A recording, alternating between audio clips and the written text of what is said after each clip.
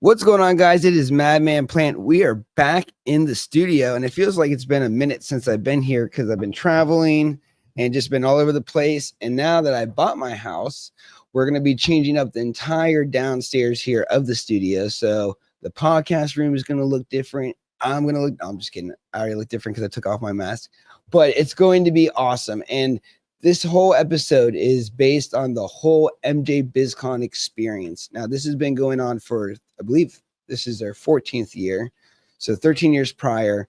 And if you haven't been to MJ Bizcon, it is probably one of the most diverse places in the cannabis space you'll ever be. It's a place where you meet whoever you can, and there's pioneers, there's industry leaders, there's angel investors, there's distributors, there's marketing experts, there's banks, there's lawyers, there's businesses. There's everybody for something. And that's one thing I love about the cannabis space is the fact that you can carve out a market, and there's just so much to add to the cannabis space and the value of what we bring together when we work together. And during MJ BizCon, I spent a lot of time at the forums. Now, the forums, I believe, are where the money is. So if you really want to learn about your industry, you want to learn about what and how to do things better, the forums are going to teach you everything you need to know. And spending time at the forums, I spent a lot of time on the marketing, the business development, e-commerce, storytelling, authenticity, the community building, and the aspects of what really build business in the cannabis space. Growing and smoking is a portion of it, but when you look at MJ BizCon, there's so much a bigger picture than what really goes on. So tonight is a special Smoke Busters podcast. We're having our very first panel designed with 6 lovely ladies, all playing a huge role in the cannabis space. And this is where business meets culture. Together with an incredible panel of women leaders, we're going to discuss content creation, influencing, community building, and the unique role that women play in pioneering the cannabis future. And then also, we're going to be talking about the recaps, the insights, and the lessons learned from MJ BizCon, giving you a valuable insight. So next time in December, next year, 2025, you'll have a better way to maximize your time and space at MJ BizCon. Also getting connected to the right people. Because, just as much as providing a great value is, you got to know the right people. And then we're also going to discuss the experiences and contributions that women particularly play shaping the cannabis industry. And as somebody that's interviewed a lot of different women, especially growers, marketers, leaders, dispensary owners, some of the women that we'll be speaking to tonight, you just see how vast both genders and both equal opportunities. That's why I love weed, because it doesn't matter what skin color you are, what ethnicity, what religion, whatever. When it comes to the plant, I think, for most of us, we're one trying to pioneer the future. So with that being said, I'm going to bring them in one by one, no particular order, just the way that they came up. So with that being said, I'm going to introduce our first guest, which is Francesca, she is known as the Dab Cowgirl. And let me pull her in real quick. Howdy. And she is a New England-based cannabis marketer in the education and advocacy space. Her journey into cannabis began, I need to put this on a bigger screen. Sorry, Francesca, where she sought out natural alternatives to pharmaceuticals, leading to the transformation and improvements in her life. Known for her hat and expert in dabs, Francesca became affectionately dubbed the Dab Cowgirl by Massachusetts weed community. With a career that spans from consulting, content creation, marketing strategy, Francesca helps cannabis brands tell their stories authentically while staying compliant in complex regulatory landscapes. Beyond her professional work, she engages her audience through the dabcowgirl.com, sharing her insight and experiences with cannabis. So welcome. Thank you. I'm so happy to be here. Our next guest we have is Kim, the hemp housewife, all the way from Texas. Hello. How's everybody doing? And Kim is widely recognized as the hemp housewife, as a dedicated advocate, educator, and influencer in the cannabis space. At MJ BizCon, she led the Texas State Takeover, showcasing the resilience and unity of Texas cannabis community. Her work became more urgent as a legislative challenges in Texas loom with plans for potential THC ban. Kim's influence extends to panel discussions, including a recent collaboration with Luna Stower, the cannabis cutie, where she exploited the impact of marketing influencing. Passionate about her education and building connections, Kim uses her platform to amplify voices, support advocacy efforts, and inspire meaningful change in the cannabis industry. So welcome. Thank you. Thank you for having me. You are welcome. Next, we have, if you don't know her, you will by her wonderful hair, Thunder Walker, and a powerhouse in the cannabis industry. Thunder Walker is an entrepreneur, educator, and advocate who resonates national. She is a visionary behind Cloud Fest, a groundbreaking event that blends cannabis education with cultural celebration, featuring top artists throughout leaders. As a brand ambassador for presidential THC, Thunder is known for her dynamic approach to promoting high-quality cannabis products. Her dedication to education led to her teaching at the Oklahoma State University, where she engaged students in the understanding of cannabis policy and implications. She's also the proud owner of Proud Mary Cannabis, operates 3 cannabis licenses, and leads the Thunder Walker experience, traveling platform for advocacy and education. Her accolades include being named Influencer of the Year at the Jack Herer Cup, reflecting her pivotal role in the cannabis culture and community. Our next one, we have to welcome to the stage, we have Penny Lane. And sorry, I suck at reading. I'm working on it. Penny Lane has a PhD and is a distinguished entrepreneur in the cannabis space whose career spans from law, music, and cannabis, with a PhD in law from Berkeley and years as an A&R attorney at Sony Records. Penny is honed her ability to navigate complex industries. She's transitioned into cannabis during the early days of legislation in California, building Mary Jane by Penny Lane into a trusted brand. Now, as the director of acquisitions at Everscore, Penny focuses on connecting creators with brands to foster innovations in the cannabis space. Her expertise in brand strategy, the creator economy, makes her a sought-after collaborator. Rooted in Missouri, Penny continues to bridge the gaps between advocacy, entrepreneurship, and creativity. Dang, I would hire me. Holy crap. I know, right? Who wrote all this? Kathleen. I didn't write my own bio, by the way. Someone else wrote my bio for me. So well, they did a good job right now, because dang.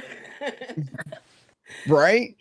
Kathleen is a trailblazer in the women's health and cannabis advocacy, working tirelessly to address dangers of overprescription after witnessing the devastating impact of benzos, SSRIs, and sleep aids. She founded Normalized Marketplace, a curated platform for discreet plant-based cannabinoids products tailored to women and their busy lifestyles. Kathleen's corporate background includes leadership roles at Kellogg's, Allstate, managing multi-million-dollar territories. She's also founded how do you say that? Peripety, yeah. A nonprofit that provides life skills, therapy, and resources to women in crisis. Through Normalize, 6% of all proceeds go directly to support her nonprofit initiatives, merging commerce and meaningful change. Her visions includes working with lawmakers, improve prescription policies, and ensuring that women are not left without empowering treatment plans. For our next guest, we have Madison, or Maddie, and she is a publicist and a PR strategist at Trailblaze, specializing in amplifying cannabis brands through earned media, influencer relations, and her expertise lies in crafted strategies that put bold, buzzworthy brands in the spotlight. At MJ Bizcon, she supported her clients by coordinating on-site interviews, facilitating with high-profile announcements, including major business combinations between I Love Growing Marijuana and the renowned seed banks Barney Farms, and she was also part of the Venti for Stork and Bickles for their marketing. Madison's passion for storytelling and her deep industry knowledge helps make her a key player in the cannabis PR, helping brands break through the noise and connect with their audiences. So, welcome, ladies. Wow. Thank you. Hello, everybody. Thank you. Yes. I I hope- see a lot of nice I hope that was all faces on here. factual. I'm just kidding. I think you did a great job. Thank Yeah. you. Yeah. We all sound pretty incredible. You Yeah. guys are incredible, and that's why I wanted to bring you guys to the table, because I think there's a lot to learn and there's a lot to cover. So diving into this, what we're going to talk about first, and then I'll switch it over to you guys a little bit, is one talking about MJ BizCon. And what's cool about MJ BizCon 2024 was it involved several I can't even speak tonight, goddamn. Several notable enhancements with a redesigned expo floor and themed pavilions. And this is really cool because this focuses a lot, not just on big business, but on equality, a reform, content creators, and a lot of new spaces for people to really dive into. And some of those being said are the redesigned expo floor at MJ BizCon, featuring 3 pavilions, enhances the attendees' experience by creating focus areas specifically in interests that align with the cannabis community. The pavilions allow for businesses to showcase their innovative creativity, their categories, and cultivation, retail, business, technology, wellness, making it easier for attendees to navigate and engage with exhibitors. And one of the notable things was the expo floor had a reconstructed into 4 distinct pavilions. There was the cultivation and products, there was processing, packaging, and lab services, there was retail, and then there was business services, which I thought were really awesome. They also included the hub where Thunder Walker and the Hemp Housewife, and I think Dab Cowgirl were all on the stage, and they featured state takeovers, networking receptions, such as the first time open house, which was really cool for first timers, and then the ultimate state takeovers, seeing what people were doing in each state. Then they launched Equity Row, and which is really cool because we spent a lot of time speaking to Free My Weed Man, Plant Over Pills, 40 Tons, a lot of great companies that it either serve cultural experiences through incarceration or raids, to just using the cannabis, to the realization over plants over pills and seeing people suffer through prescriptions and then really kind of levitating towards that green living. But it also set a precedent for what I think we're all fighting for. And when we spoke to 40 Tons, is there's still people that are locked up for cannabis. There are still people serving time. There's still people today being incarcerated. And I think when we have transparency like that, we can really start to see the value. And through my interviews, I definitely saw that. And then also we had advanced networking spaces, the joint lounge, the elevation lounge, and then the patio. And these were great too because it brought areas where people could congregate in like-minded industries, which really helped out. And it was different than before, because with before in MJ BizCon, and I've only been 2 years, I should really speak to Penny Lane on this one because she's been to all 14 of them. There's been 13. Is the 13 is the fact that it was really easy to navigate and you knew where you were and everything kind of made sense where everything was. Last year, you know, you'd have seeds over here, then you'd have seeds over there, and they really tried to, I think, narrow it down. Yeah, it was very thought out, I think. And one of the things that I think that they added this year that wasn't before, I've gone a couple of years, is the fact that they added wellness. It gave everyone a chance to take a break, absorb what you've learned, who you've met. And even though, you know, MJ Biz is a grinding type of conference, I think, as far as networking is concerned. I think adding that level of wellness with Ricky Williams and Cannabis Sports going in and doing some yoga and allowing us to do other things, that really helped with cementing the relationships that we were building. Yeah, So. I definitely agree. And the best thing of all, which is what we're doing tonight, is the focus on women in cannabis, the Women in Leadership Forum, the Empowering Women in Cannabis Networking event. You know, these are a lot of great things where I really feel, kind of adding to what you said, is they're really looking for different markets. They're understanding that it's not all just business and that there's a lot of other people that attend these events. And when you have different areas of expertise, you can bring a lot of value and also, I think, increase the attendance, you know, make people more, wow, this is for me. Wow, there is a place for me. Because a lot of times, you know, even the first time I went to Bizcon, I didn't know anything about it except that it was this really large marijuana event. I thought it was a bunch of stoners. It blew my mind through the first time to see how professional it was, you know? I think one of the best things that MJ Biz, and obviously I am a huge MJ BizCon fan, got married there at the 11th one. I have gotten most of my work over the years from MJ Biz every year. This year, they brought in creators, influencers. And to me, that's a game changer. This is the first year MJ Biz had creator influencer passes. I know everybody had press passes. I believe next year it will actually say influencer.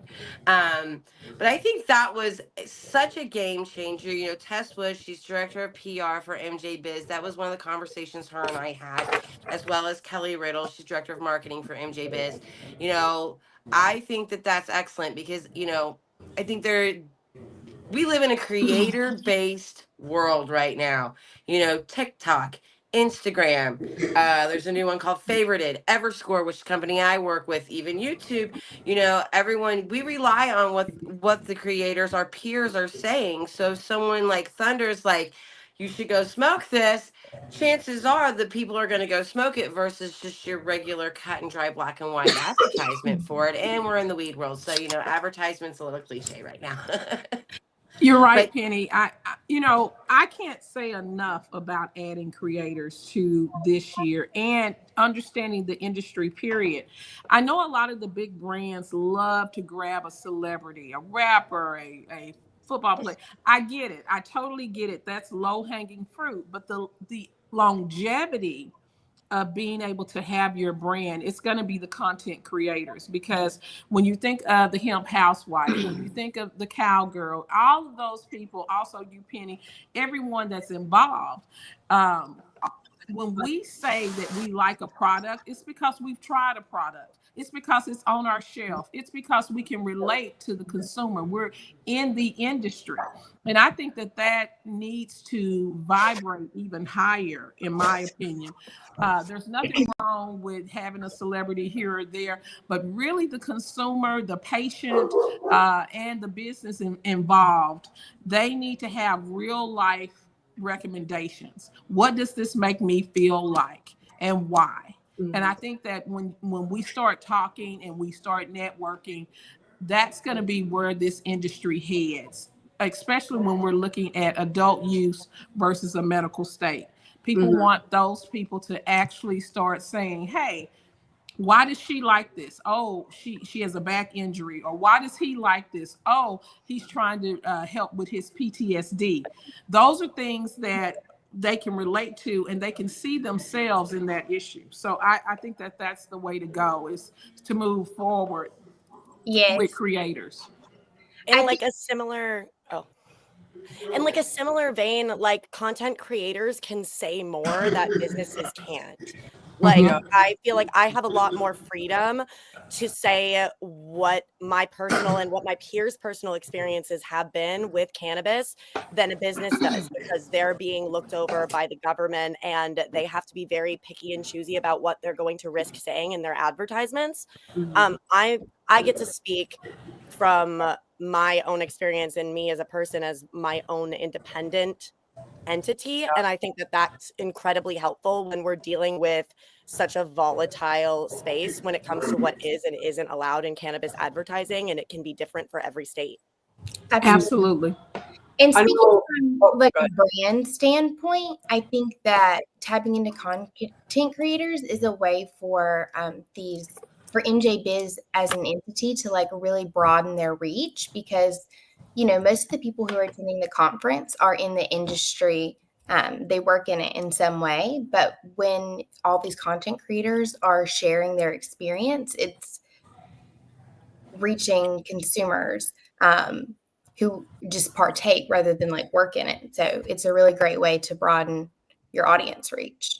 Even with the people who just work in the industry, since I've gotten back from MJ Biz, I've had so many people approach me and start conversations with me and saying like, okay, so you went to Bizcon. It looks like you got a lot of good stuff out of that. From what I can see online, you had fun. Would this have ROI for me? And then it opens up that conversation that they probably wouldn't have had otherwise, where they're asking, what can MJ Biz do for me? If I go in 2025, what can I accomplish? Well, Absolutely. Yeah. Well, MJ Biz gets bigger and bigger every year. The first one was 300 people. We were in Colorado because it was the only place we could be. Swore to God we were all going to prison that day. Somehow we made it out alive. And then when we moved it to Vegas, we were at MGM for a long time. Outgrew MGM. And now we're in the amazing convention center in Las Vegas. And this year, both the North and Central Hall, largest floor plan we've ever had for MJ Biz. I don't know if it's our largest attendance, but I think we're pretty close. Last year's attendance was pretty freaking huge.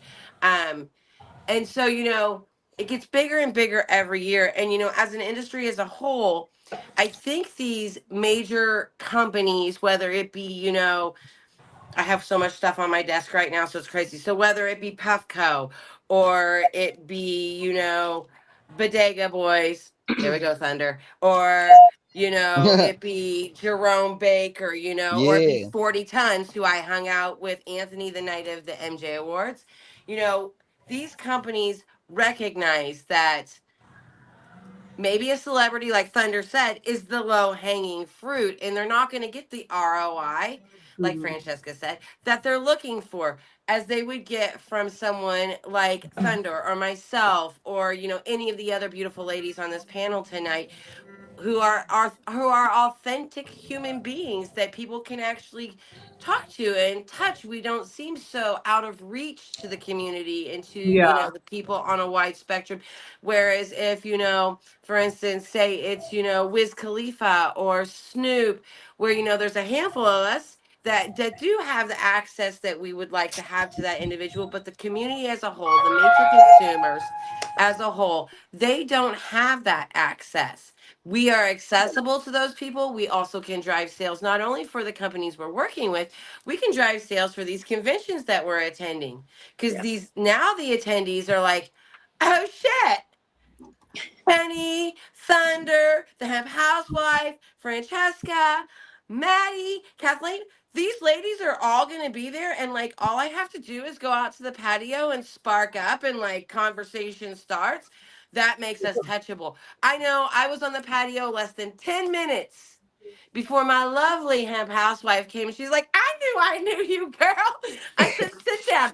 We're going to roll up. I gave her instructions on how to smoke a Puffco Pivot. Gave her the whole Penny Lane tutorial on that. But even for us as creators and leaders in this industry, it's amazing for us to be able to slide up on each other and be like, hey, what's poppin'? I haven't seen you in a minute. You know what I mean? Like, Right. Josh Kesselman, the owner of Raw, had a conversation with me at Champs in July, and he said, man, Penny, I love these events, don't you? And I said, yeah. He's like, because it's a huge family reunion for us.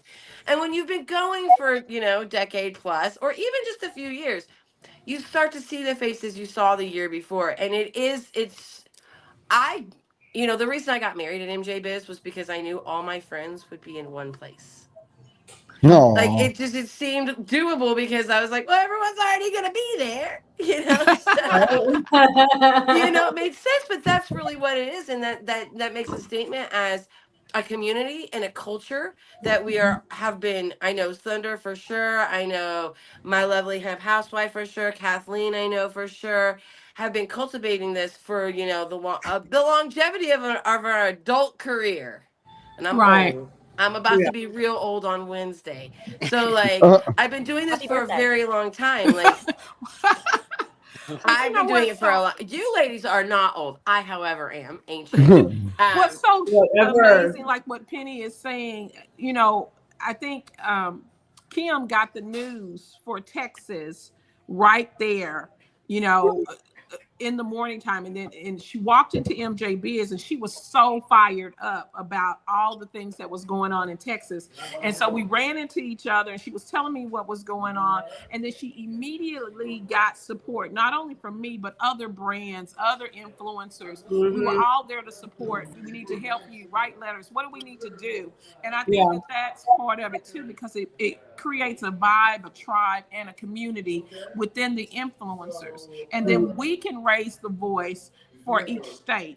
Even though we're not necessarily in that state, we can share with each other what the laws are in other states. So she may be able to have some other outlets and how she wants to approach the situation in Texas, or even if it's something that I want to approach in Oklahoma. Yeah. We're going into packaging for the first time. We've always been deli style. And so this year in 2025 in June, we're doing packaging. And so I thought it was great to be able to connect with people and say, hey, what can we do to help our consumers, the people that come in, spend money with us, to ease on into packaging? And so I was able to tap into Penny, tap into Kim, tap into Deb, Cowgirl. I was able to talk to all of these individuals to say, okay, this is what's coming up next for me. How can we make some smooth adjustments? And I think that that's part of it that I didn't even imagine at the time before I got to MJB, is just the union and the community that we were able to develop. Yeah. I I was gonna kind of caveat off of that a little bit. I like that we're all from different states, and I'm in Texas right now, and for y'all that don't understand what Thunder's speaking about, the governor last week while we were at MJ Biz getting ready to be floor, our lieutenant governor came and said that he's calling for a full THC ban here in Texas, and so right now we don't know what the verbiage of that bill looks like, and it's like priority bill 3. So we're going to have a big fight on our hands, and I appreciate everybody in this group so much that has reached out to ask what they can do, even though they might not be directly here in Texas. But it just shows the community that we have, that we can all come together and try to even give advice and lean on to each other in these crazy times right now, for sure. Well, yeah, and I think that's the biggest thing and that's why this is so important. And I think we and we're going to talk about this as we start the panel, is the fact that we need to be taken seriously. We need to take ourselves seriously, and we need to do the work. The growing and the smoking the weed, that's just the forward facing version of culture.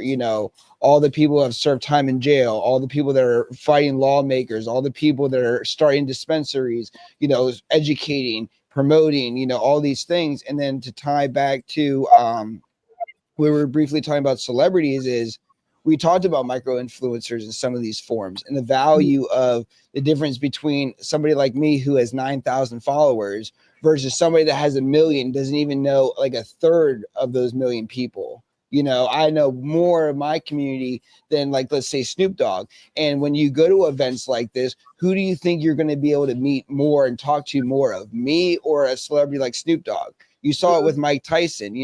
He was there. Yeah, he's sponsoring Futurola, but he doesn't have the opportunity to talk to everyone and network and have these relationships and these little, lives and other things, because he's on a different frequency doing different marketing things. When you're in the cannabis space and you're focused on forward moving, I think there's more of a bonding, because we're all fighting for this, and the thought that, hey, Texas in a year may not have THC at all. You know what I mean? So we need to band together. And I think that's the value is seeing that there's room for those high level marketers, but there's also bigger room for, there's more of us than there is them. You know what I mean? And that when it comes to space, you know, getting people on the same page, promoting your mission, getting people to understand the value. I think that personal connection, like I'm actually your friend, we actually know each other, we've talked before, we've had those moments, are going to help affect other people, especially I think newer people to cannabis that may be a little bit wary, but because of you and your relationship, you open that door for them, you know? So I think there's a lot of value in that too. I think you just hit a really strong point, Stefan, when you said the people who might not, you know, be so hot to come out and just be like, hey, I love weed, you know, because we are real people, you know.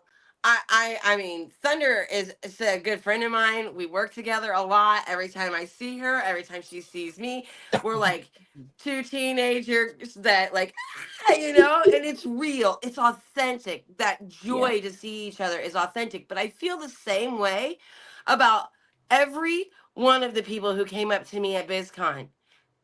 At least at least 5,000 people. I'm probably giving a low number here over the days that we were there, that I had no idea who they were, but that thanked me for what I did, or was interested in what I was doing now, or was just wanted to hang out with me and like smoke a bowl. Like, that's the real. And don't get me wrong, I've worked with celebrities most of my career. They're badass human beings, but they're human beings, and they get tired too. And they don't get a decision like we get a choice. I have the choice to sit out on the patio with my homies and kick it. I have a choice to go to the joint hub and sit and kick it. The celebrities don't have that choice. And I know this because I've worked with a lot of them, is they are brought in at a certain period of time, ushered by guards 360, taken to their booth location, whether it's Futurola or whoever. Student Glass is another one that puts on a lot. Vibes. We gotta love the Vibe Tribe. Shout out to Vibe Tribe. You know, these celebrities don't get a choice. I bet if you asked any one of them, hey, do you want to come out to like the patio with me? And like they'd be like, fuck yeah. Yep. But they don't have that choice, because as soon as their press time is done, it's curtains and they're whisked out into a car and away. We're the real. You can always find me sitting on the patio. I will definitely smoke with you. You I know? think And that's like important. Go ahead. part of that like schedule that those celebrities are chasing, where they have to be ushered from place to place, it also prevents them from going to dispensaries and having an authentic dispensary experience like your regular consumer would be.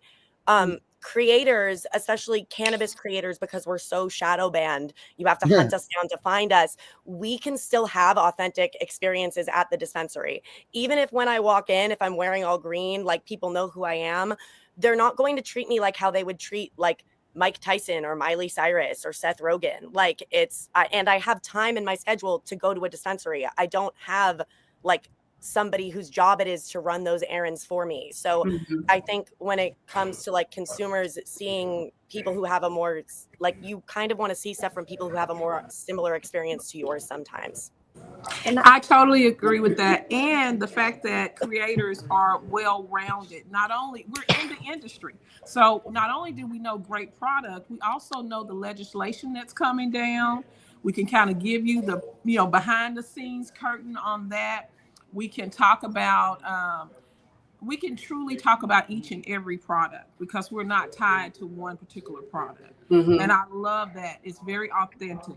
But being able to know more and being able to actually be in this industry gives you a heads up that a celebrity probably will not be able to give you, which is fine, because I think we need both. Of course, we definitely need both. Yep. But in the long run, I think that brands should really start, and corporations should really start looking at influencers more in this space. Because the other thing is, we can set a trend. A lot of times when you're looking at social media, you'll get that shadow banding. When I did the Smoke Currency tour, what was so great about that is that I took people from all over the country, had them post about the Smoke Currency tour. Then I turned around and had them all meet at an Airbnb, and we stayed together 4 to 5 days. We were trying to do a bus, but then we realized, hey, we really don't like each other that much to do a bus and only have one bathroom. Just being Girl, truthful. yes. Girl, yes. Yes. Just being truthful. It You was a only learning need so much connection with the Yes. community. Yeah. It was a learning experience, and then we would all post and connect then, and then once we left after doing a Montessori style tour, we went ahead and posted again for another week or so. We were able to create a trend because the algorithms didn't realize that we were just talking about cannabis, and because we were coming from all over. So there's some really good benefits to be able to talk to someone like Kathleen, like Madison, Kim, all of us, to be able to talk and share, along with you, Stephan, to be able to talk and share our ideas about cannabis, even through the shadow ban, because all you have to do is create this trend. And I didn't even know that we were doing it. It was just the luck of the wind, baby. Those are the Yes. best trends, is It the was very authentic ones. organic. But here's a shameless plug for all of you ladies who worry about getting shadow banned. I am the director of creator acquisitions for Everscore, and you will never get shadow banned on Everscore. Your content can be whatever you want it to be, because guess who watches it? Guess who's the one that says, "Oh, this isn't going to work"? I Probably love me. it. There we go. We got And you her know what? in. I want you to smoke. Look, I'm the queen of fucks. It's my favorite word. You usually will not see me without a Puffco and something to smoke for sure. You know, I have been shadow banned more times than Holy Mills. I mean, I make Cheech and Chong look really freaking awesome, because the meta loves to be like, "Oh, not today." I won't even have posted anything. It'll be a post from 3 months ago. They're just like, Yeah. "Not today, Penny." And I I'm like, know. "Well, They're like, I okay." woke up this morning and that post that you posted 6 months ago, I decided I don't like it. Yes, Yeah. yes, and I deal with this regularly. Yeah. And so, the solution that the creator of Everscore came up with was, he was aware that this is a creator-based industry. He was also aware that a lot of us, because we're in cannabis, don't get paid to be a creator. We just don't. It is what it is. We do it because we love it. He's changing the game on that, Well, and so we're bringing people in all over the country. I would love the opportunity to speak to each and every one of you individually. I do already have some stuff set up with Thunder. There you You'll be go. seeing her very soon. That's Both her and her awesome. store on everscore.com. Go check it out, guys. But that's my shameless plug. But that is actual, real valuable information for everybody, because we are making sure the creators are getting paid. We are making sure your content's getting noticed. And we're connecting you to the brands that you want to represent, not the ones that you're like, shit, these bitches are paying me, so I guess I'll go work with them. yeah. Well, Instead of it being that way, which is how a lot of us have had to work, because, well, we have bills, and that's real. We're like, you know what? Who do you love? You can go look on my Everscore page. You'll see Rove products, because I freaking love Rove. I love everything about them, right down to their staff. I love that company. You can go on some of my other creators' pages, and you're gonna see cookies. You're gonna see, local. We love the local. Oh my God, we love the local companies. We love them. Like Thunder. Thunder owns a dispensary. I want to put every single Proud Mary product in her store oh on her yeah. Everscore page. Why? Because she can really talk about it. Nobody's paying her. Well, she is going to get paid. No, but nobody's paying her to say the words she's saying. She's saying them because that's her product. She loves it. She believes in it. And because she does, other people will too. And we're doing this all over the country. I've been from California, New York, and back this year, and we're going to do it again next year. So, And see, the one-on-one, thing guys, get with me. The thing is, to be honest with you, most of us that are creators in the cannabis space, literally we do this by choice. Most of us have Yes. taken our skills, our talents, no matter what we did as far as graduating from college or moving from real estate, whatever you were doing in your previous life, and you brought it into cannabis, right? And so what we were looking for, or for me, what I was looking for was the freedom to express myself and use my skills and grow. And I love the fact that I'm surrounded by women that have chose to get into this industry. That's huge for me, because working in an office and trying to really fit into this narrow scope of what they feel is a great employee, that's a horrible situation to have to deal with if you're a creative person. And so, and then especially if you're a creative person that likes cannabis, because you're always you're always trying to make sure, hey, wait a moment, what am I smelling like? What am I doing? Right. And so I think that as a woman trying to elevate this industry, understanding that there are still people that are confined to prison for nonviolent cannabis offenses, I feel like there's this necessity to go in and educate everyone that comes in contact with me. I think it's huge. I think we have a voice, and I think it's important for us to use it, not just to tell what great products that are out there, but also talk about who paid the price, and then saving the genetics. The genetics are like the masters. When you think about the Beatles having the masters, or my favorite, I used to love the Temptations, or there's Aretha Franklin, right? And so the bottom line is there are genetics out there that we have lost because of raids and things like that. And so we have to actually go back to the drawing board and really support the people that are out here doing it. The seed hunters. I mean, they are amazing to me. They had a seed bank at MJ Biz too, guys. Did anybody get a chance to go to the vault? It was so amazing. I actually spoke with Barney Farms, and they gave me their brand new RS11 seeds that they debuted at With MJ Doja? Bizcon. Mm-hmm.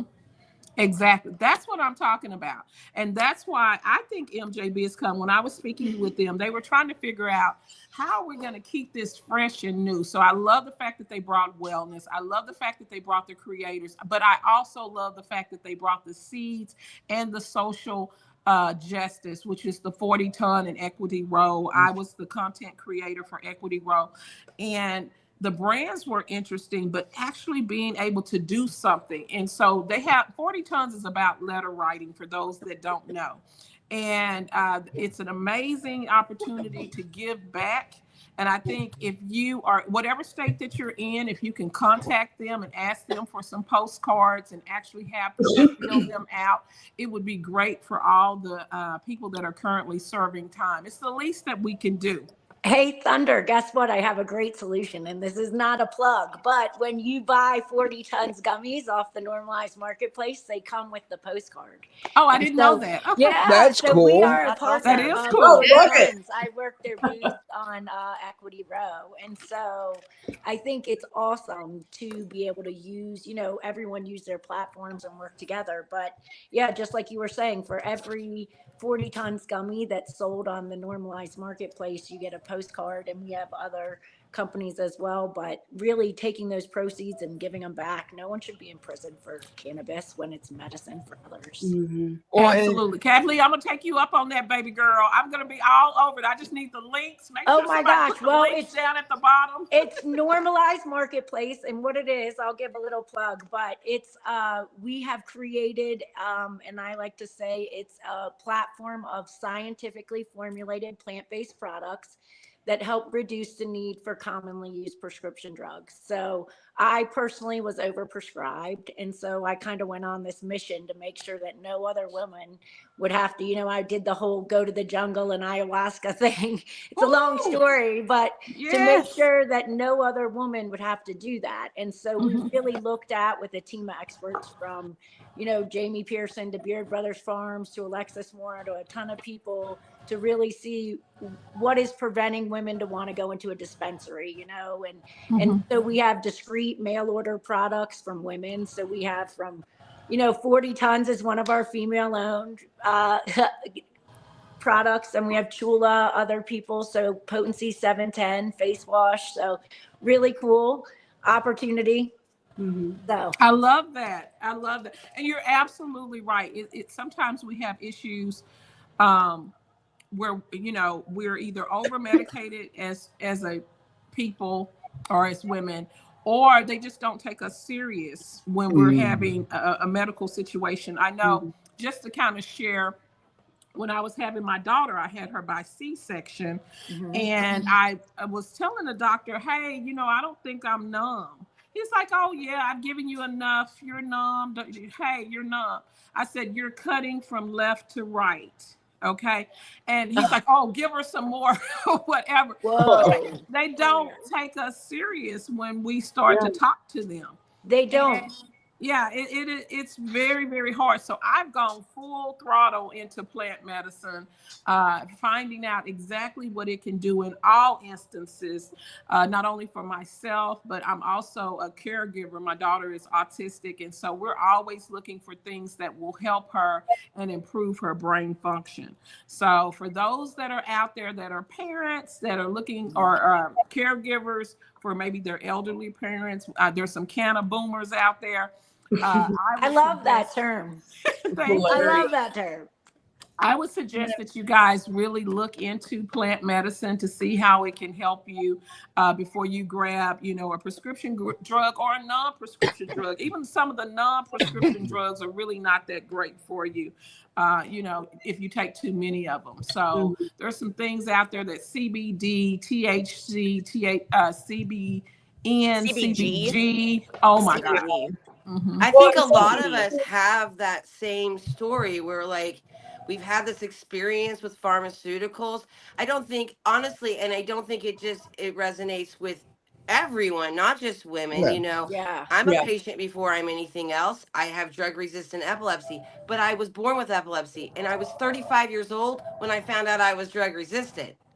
So I was given over 160 different anti-epileptic drugs in my lifetime, and it took a doctor at Cedars-Sinai in LA to be like, have you ever thought about like genetic testing? And I was like, for what? And he's like, I don't think any of these are going to help you, because he's looking over my chart for years and years and years, and he's like, yeah, yo, bro, like all of these aren't in the same family of AEDs. These are in a family, all they're separated, and we're just trying to figure out which one's hitting the neuron. I went, I had the genetic testing done. Turns out I'm a verifiable X-man. I am recessive all the way across the board, and drug resistant and as all hell. So then, of course, the quest begins.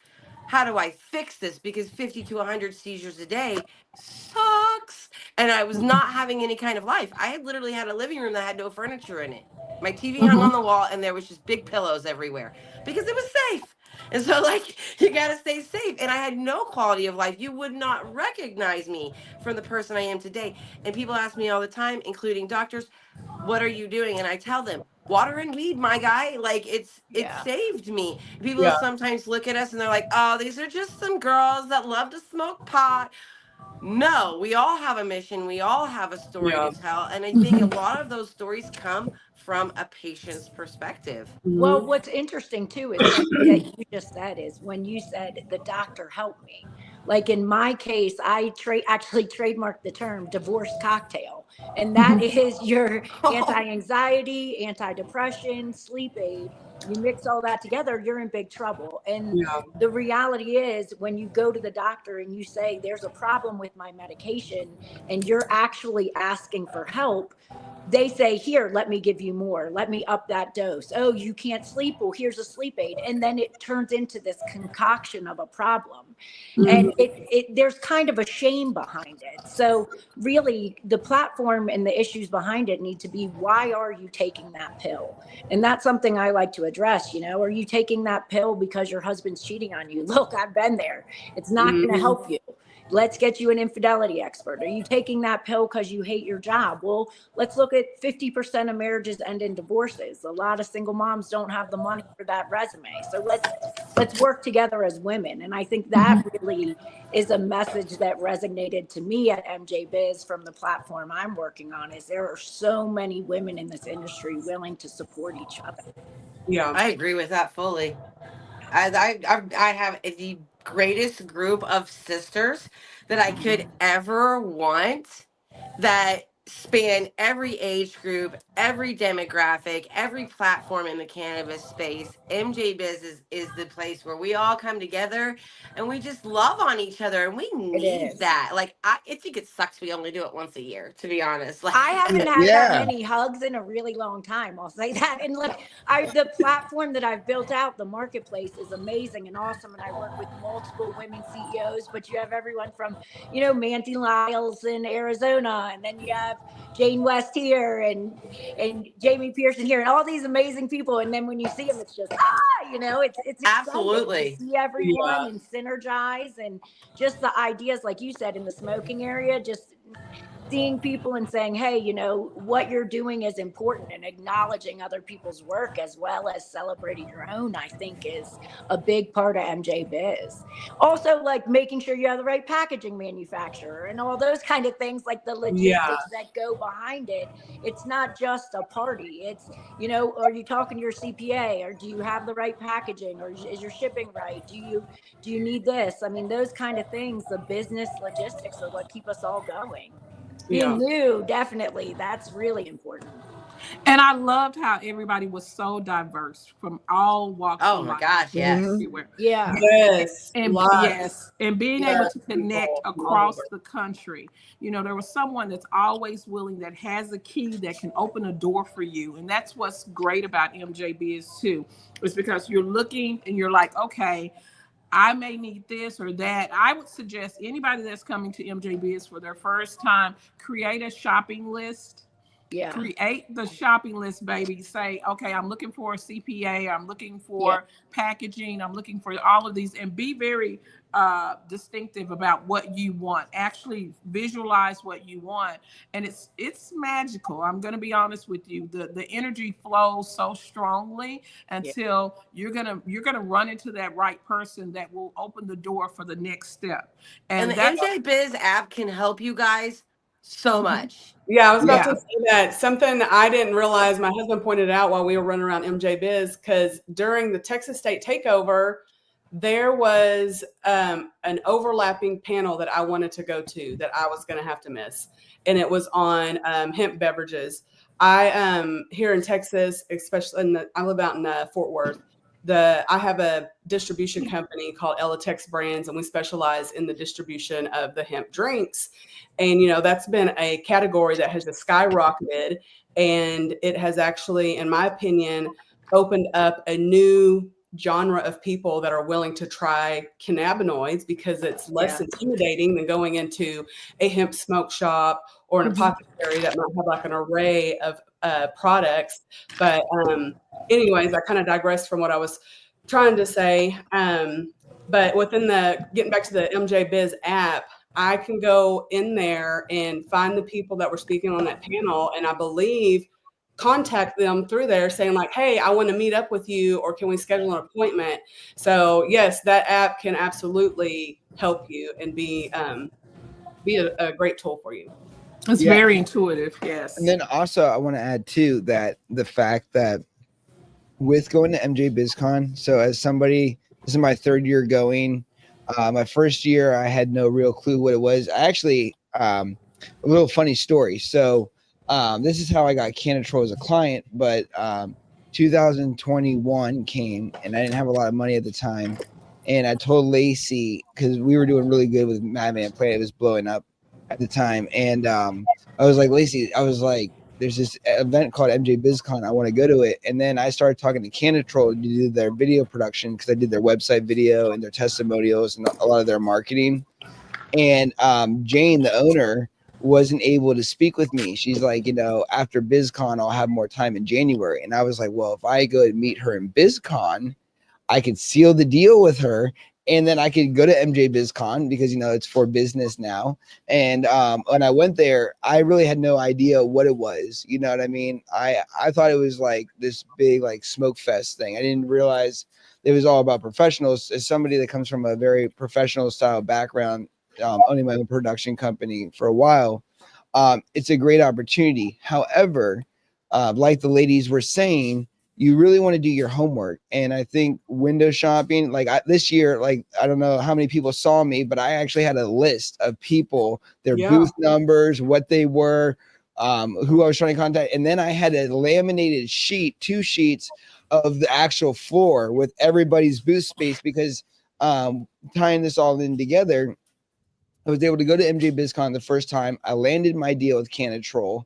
I met a lot of other sponsors. I talked to Josh. That was my first interview ever at MJ Bizcon, was with him. I saw him on the floor. And like we were talking about earlier in our podcast or our panelist conversation today, the ability to just go up to somebody and talk to them right there. And you hear that through the vendors and all the other people and the ladies here. You will send emails trying to get in touch with people, try to get people on the phone, try to get people to respond to an email. And at one event, you can meet like 20 people who you've been like 6 months going back and forth with. And then bam, now you're in the deal. And if you play it right, it's a huge asset. Though I think a lot of times is the misconception of why you're there. And I see a lot of people, especially influencers, like when I was in these forums, I didn't see any influencers there. You know, I saw a lot of industry people. And when you have people like Kim or Thunder Walker or the Dab Cowgirl, or honestly, most of these people that are on the panel right now are speakers, which is what I'm trying to get to. You learn from the best. So the idea to go play with the big fishes is learn, the one, who the key players are, and then 2, how you become a professional. And it was talked a lot about in these forums. And if you stage your time right at MJ BizCon, you can get a lot done. But you can also go there and be completely blindsided. And when you think that just because it has an aisle number or a booth number, it's easy to find, try finding that on a playground that it's 7 football fields long, right? You know what I mean? It's huge. It's Yeah. huge. And I if didn't you even see all of it. I'm like, Yeah. I'm full disclosure. I got home and I was looking at the map and I was like, oh my gosh, I didn't even realize there was a whole other hall. Because Yeah. like, I'm not. I know it sounds crazy. It could have been the cannabinoids. It was because I was. It doesn't sound crazy. It doesn't sound crazy. I've been to every BizCon, and someone had to tell me, you know, if you go up those stairs, there's like a whole nother part. It was actually Jonathan and Des Thunder, the Vibe Tribe, the That's Pickies. hilarious. We love them, but they were like, "There's a Penny. There's like a whole nother thing up there," and I was like, "What?" Well, and what's so crazy is when you register, because this, you know, I'm the ambassador for Presidential THC, so I ended up having to register all of their employees, like 7 or 8 people, all of them that were going. But I got a chance to really see the registration process. And in that process, you get a chance, if it's your first time, you get a free day to go see first timers in that conference. But then you also get a chance to go to the association day.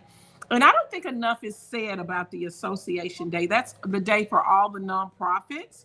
And it is amazing to be able to even go in there and hook up with some of the nonprofits, because keep in mind, even though they're nonprofits, as a creator, they still need advertising. They still need someone to collaborate with them on different things. So I was able to go in there and meet some of the CEOs of the nonprofits and create a whole new book of business based off of the nonprofit stream. And so I'm really excited about that, because 1, it allows for not only monetizing, but also giving back. And that was the first time I'd been to the association day. So definitely check that out if you guys, when you go next year. Association Day is free, and it's, you know, it's a great place to meet up with a lot of different nonprofits, and most of the companies want to sponsor them. So I know Kova was a big player with 40 tons and some other things. I got a chance to interview the CEO of Kova, and it was really, really nice. They're in multiple states. So yeah, that's a great thing to do. The other oh, go ahead, sorry, I think the other events too, it's so important to talk about the floor, but the stuff that's happening on the side too, like Blunt Brothers changed their format. That was awesome. Did anyone go to that? I did the night of Glitz and Glam, or yeah, that was really fun. And when you talk about, we talked influencers and that kind of stuff earlier, and you know, as a brand who's emerging, we did the gift bags and those kind of things. And I'm working with Missy Fogarty and Jasmine Brown, and I'm learning, it's repetitive in nature. It's how the brands partner with you. It's what you're sponsoring. It's what you're going to, Mm-hmm. and it's important, I think, to not, like you said, you walked out with the laminated card, it's important to not just be like, I'm going to show up and magic is going to happen. Like, Yeah. you need a strategy. You need to know what you're going to wear. You need to know where you're going to be. You need to get tickets. It needs to be a thing. It's Yeah. not Lots just, of goes into the back Oh end. my God, Kathleen, you hit it on the head. The outfits. Let's it's talk girl. about the outfits, ladies. Yes. Yeah. Something I know Shoes. nothing about. I start planning for MJ. MJ BizCon the moment I leave MJ BizCon. And that's no Yeah. bullshit. Like, I asked Tess Woods in the press box, I said, is MJ Biz going to be in December again next year? So we have to share the convention center. So there's like a circle that At we different go on, and we're rodeo. like, we're about at the end of it, and then hopefully we'll go back to October and work our way back to December because it's a banger in October. The weather's so good. Yes, But because I asked her, what are the dates for MJ Biz next year? The 5th through the 8th, ladies, just in case you wondered. It's the 5th through the 8th December. of Yeah, December. December. 2025. It will be bigger, better, badder. It always is. But I asked the dates, so I know, okay, we got this much time. I got 1 calendar year to get my shit together with whatever I'm doing. And on top of that, accumulate all my work for the year to bring into MJ Biz. Because the number one question I get asked, and I bet a lot of you get asked this too, well, what's next year going to hold for you? And my answer is always stay tuned. We're all highly on socials. We post our stuff. People can see us anytime they want to see us, right? Because we're accessible. But they want to know, well, what's next, Penny? And you know what? A lot of times I don't fucking know what's next, guys. Like, I can tell you what I'm doing for like the next month. And past that, we'll Well, see where I go. I know I'm going to be going to New York. I know I'm going to be going to Michigan. I know I'm opening Oklahoma up. I know I'll be traveling back to the West Coast, but when, how, where, and who with, I don't know. And so I always tell people, stay tuned. So it takes a lot of preparation walking into MJ Biz. A lot. And you're right. You can't just go in and go, here, magic's gonna happen. You really gotta kind of know, like, oh my gosh, I study the app and I will go through and I will look at the attendee list because you can see it in the app. I can see it in the app. I'm assuming everyone else can. I'm press. I'm kind of grandfathered in as a member of the press for MJ Biz. I've been doing it for so long now. And I got asked, what's your assignment? Because they brought in creators this year. And I said, what do you mean assignment? Because I didn't know that there was assignments for the creators. And she was like, yeah, well, I'm working over here. And I was like, oh, my assignment's MJ BizCon. And that's my assignment. And there's a reason why I haven't posted content yet, because I don't want to get caught in the flood of everybody else's content. And I also want to see what everybody's vibing with.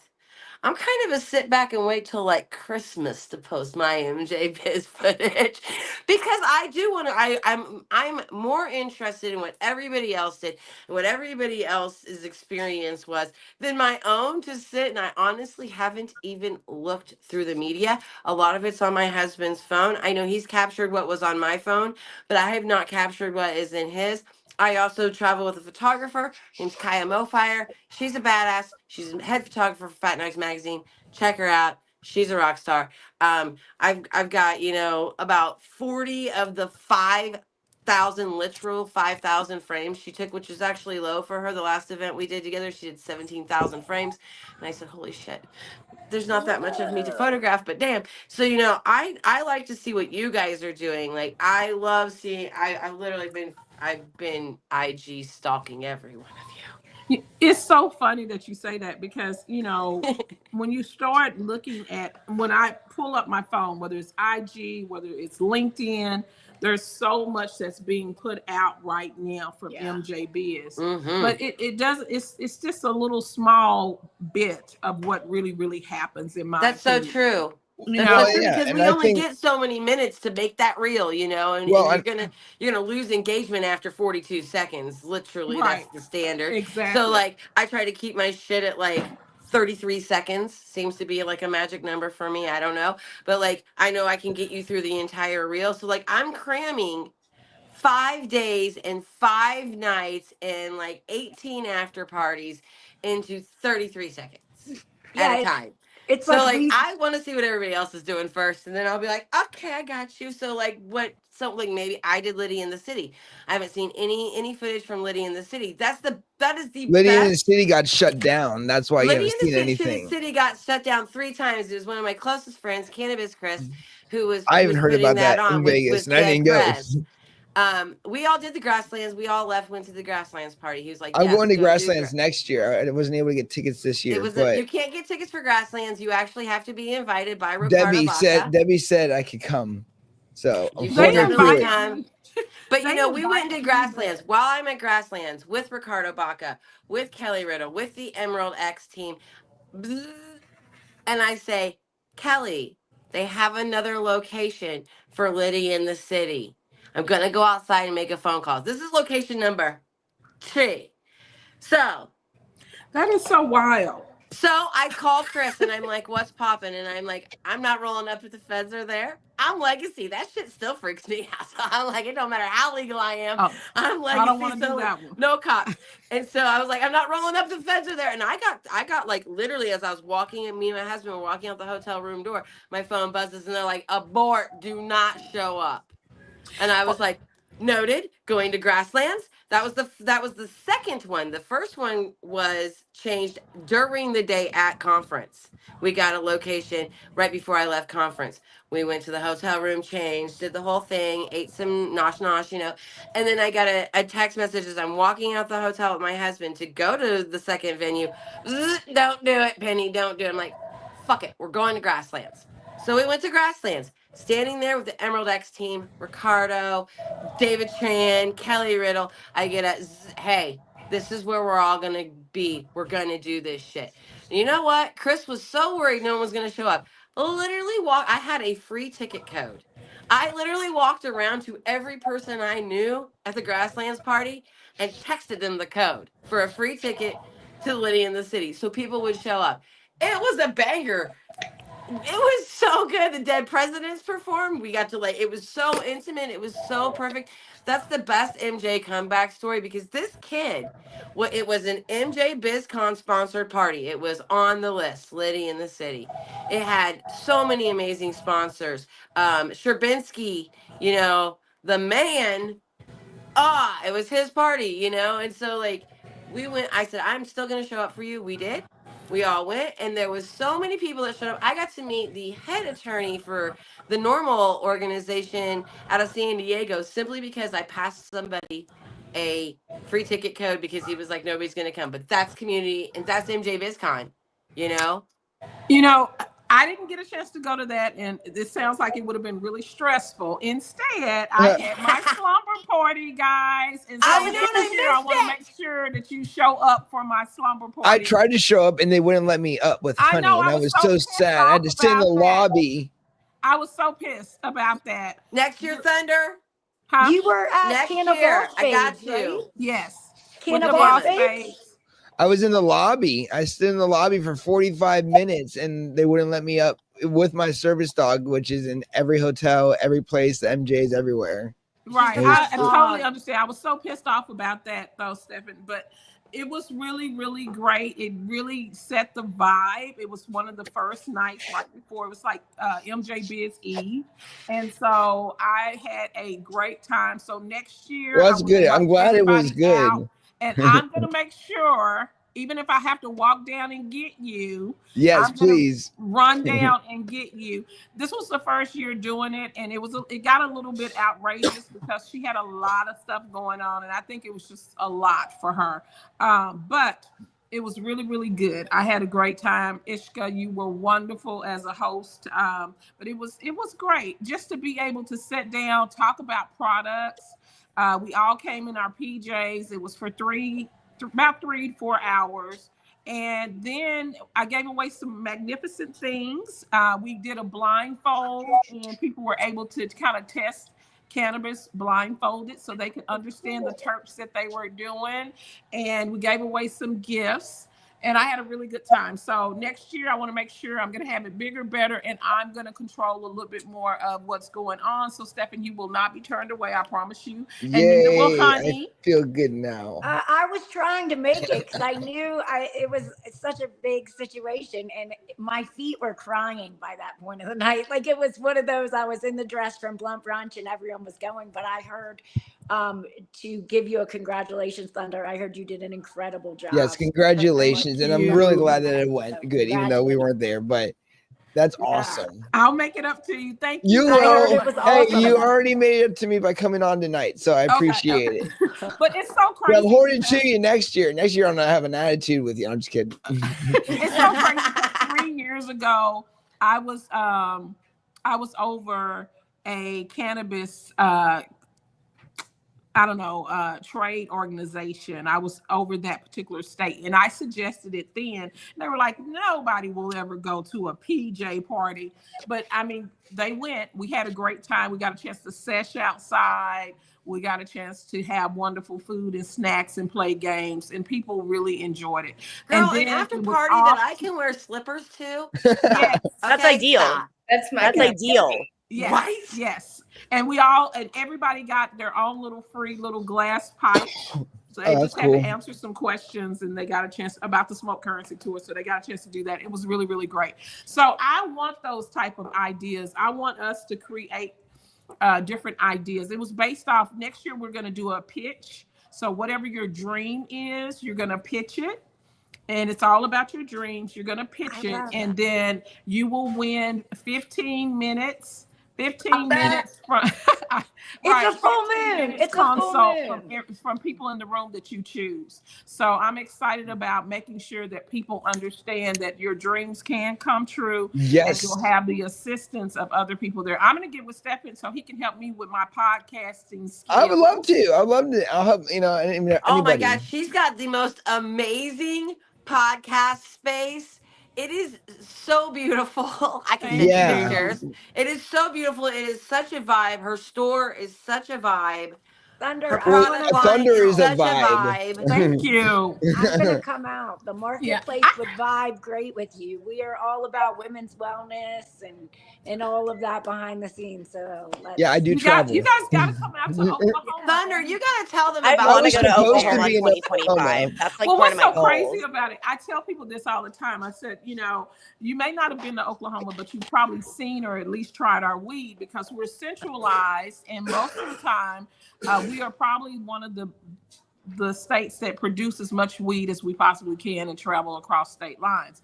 Even though people look at that and they're like, oh my God, that's horrible because it's still part of the legacy market. Without the legacy market, we will not be moving into true commerce. And so I just really have to show my gratitude for all of those people once again that have risked their life to make sure that this plant is still available.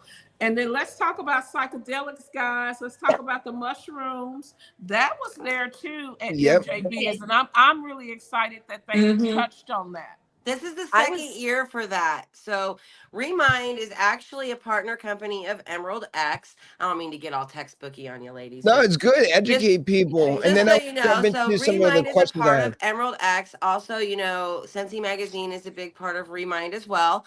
If you don't know Ron Kolb and his amazing He's an awesome freaking guy. team, check him out. He's a badass. So shout out Ron Kolb. Out of He the is, Oklahoma of all the people I've worked with in industry, I've never met someone who moves as much as I do. Ron Kolb is the guy. Him and Jade are consistently moving to work and live in the market that they are servicing. I've had to do that most of my career because licensing makes that so. Especially if you're in a med-only state, you don't have the freedom of just like hopping borders. I'm very fortunate right now. Missouri is a 100% adult use state with some of the best med laws that did not get replaced. It is a beautiful market. If you look at the numbers, Missouri is, I think, the top grossing state in the country this year. So high five to the Missouri family. I am not from here. I am from California. I have traveled across the country with the Green Rush over the last decade. Just happened to land here during legalization, wrote some licensing applications for some folks, got a little contract here, got a little contract there. And I've left a dozen times. Met my husband here on my last trip, and so it goes. The universe provides.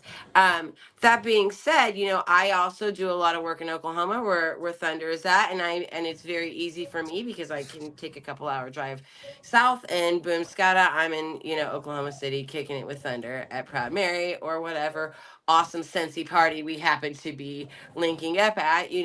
I can also travel across to Illinois, very legal.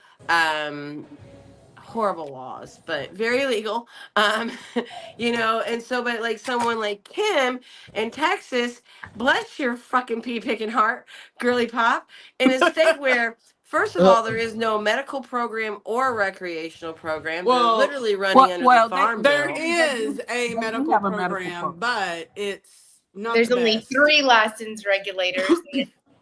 Yeah, there's so only hard 3 to- license Finally, Maddie comes in.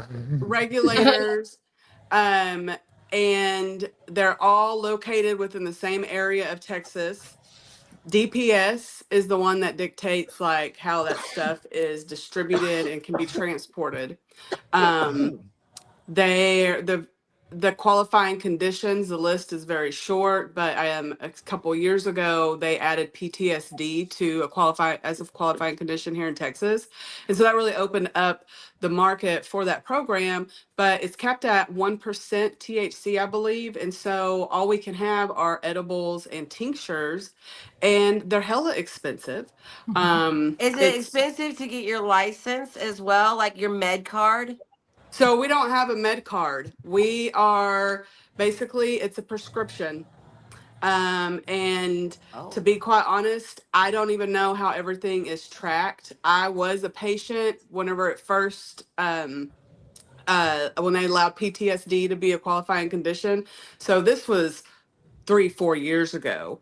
And once we started realizing and seeing the evolution of these cannabinoids and what Texas was allowing us to do out here, you start to realize, hey, I can go to the apothecary down the street and get better quality product.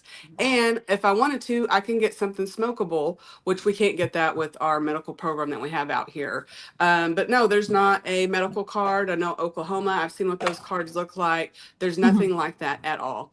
That's so Yeah, it's okay. different. My it's called heart cups. hurts hearing Very that. different than the medical program here in Florida. Yeah, the medical program is called Cups in Texas, and Yeah, so teacup. yeah, teacups, and basically exactly what Kim is saying. It's gummies, it's tinctures. It's about $175 to actually see a doctor.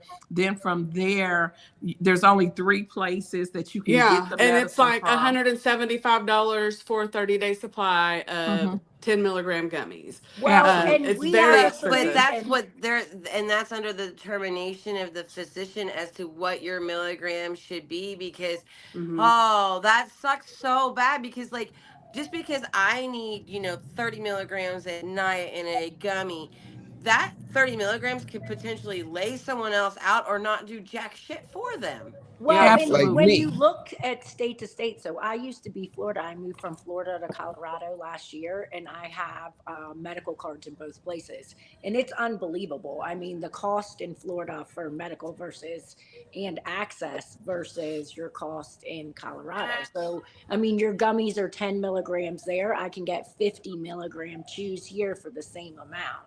And so when you're looking at, what it is, I think education is just as important. So people are talking, women need to understand what you can cross across state lines and, what you're mixing that with. But I think, it's important, kind of like Kim, when she was talking about the drinks, we have 2 drinks on our website, but it's important to know, like, if you're taking a pill, still, if you're taking that Xanax, if you're taking something, talk to someone. But plant medicine is here to help you. It's not anything you should be Kim, you're afraid the of. baddest badass on this panel. You live in an illegal ass fucking state. Plain and simple. Yeah. Girl, straighten your crown and know who you are Hey, because I'm a reformed thug, okay? I'm a reformed thug. I'm just kidding. Girl, you are gangster. You are gangster. All right. Well, You should have been at the 40 tons booth with me then. You should. What You I would was have gonna fit right say in. when we're talking about, like, a lot of people from Texas think that because they have the medical prescription here that they can go to Oklahoma, and yes, from my understanding, they can get the they could get the card out there because they have the prescription here. But Reciprocity. once they cross over into Texas, that prescription is that the medicine that you're getting in Oklahoma is not what Texas would be prescribing. And a lot of people go over to Oklahoma and come back here with medicine, but it's not from our program. And if they get caught with it, they would get in a lot of trouble. And it's just, there's so much misinformation. Again, going back to that education, what can we do legally out here? And then even, educating the consumers about the different products and how to read the packaging. Yeah. I host, we call them elevated sip and socials because the beverages are so popular right now. And we have, again, a lot of women coming out who have never even tried a topical, and they're clutching their pearls at the thought of smoking a joint. Yeah. They're trying all of this stuff for the first time because of these beverages. You're Well, a and thug. it's I love interesting. you. You're Yeah, so Kim. You're a great gangster. entry point. All And right. it's- So listen, I want to take control real quick of the conversation. There are questions I want to go into, and it's amazing because Kim just actually answered her question, which was, where does cannabis legislation remain restrictive? And then what's your biggest obstacle in advocating for change?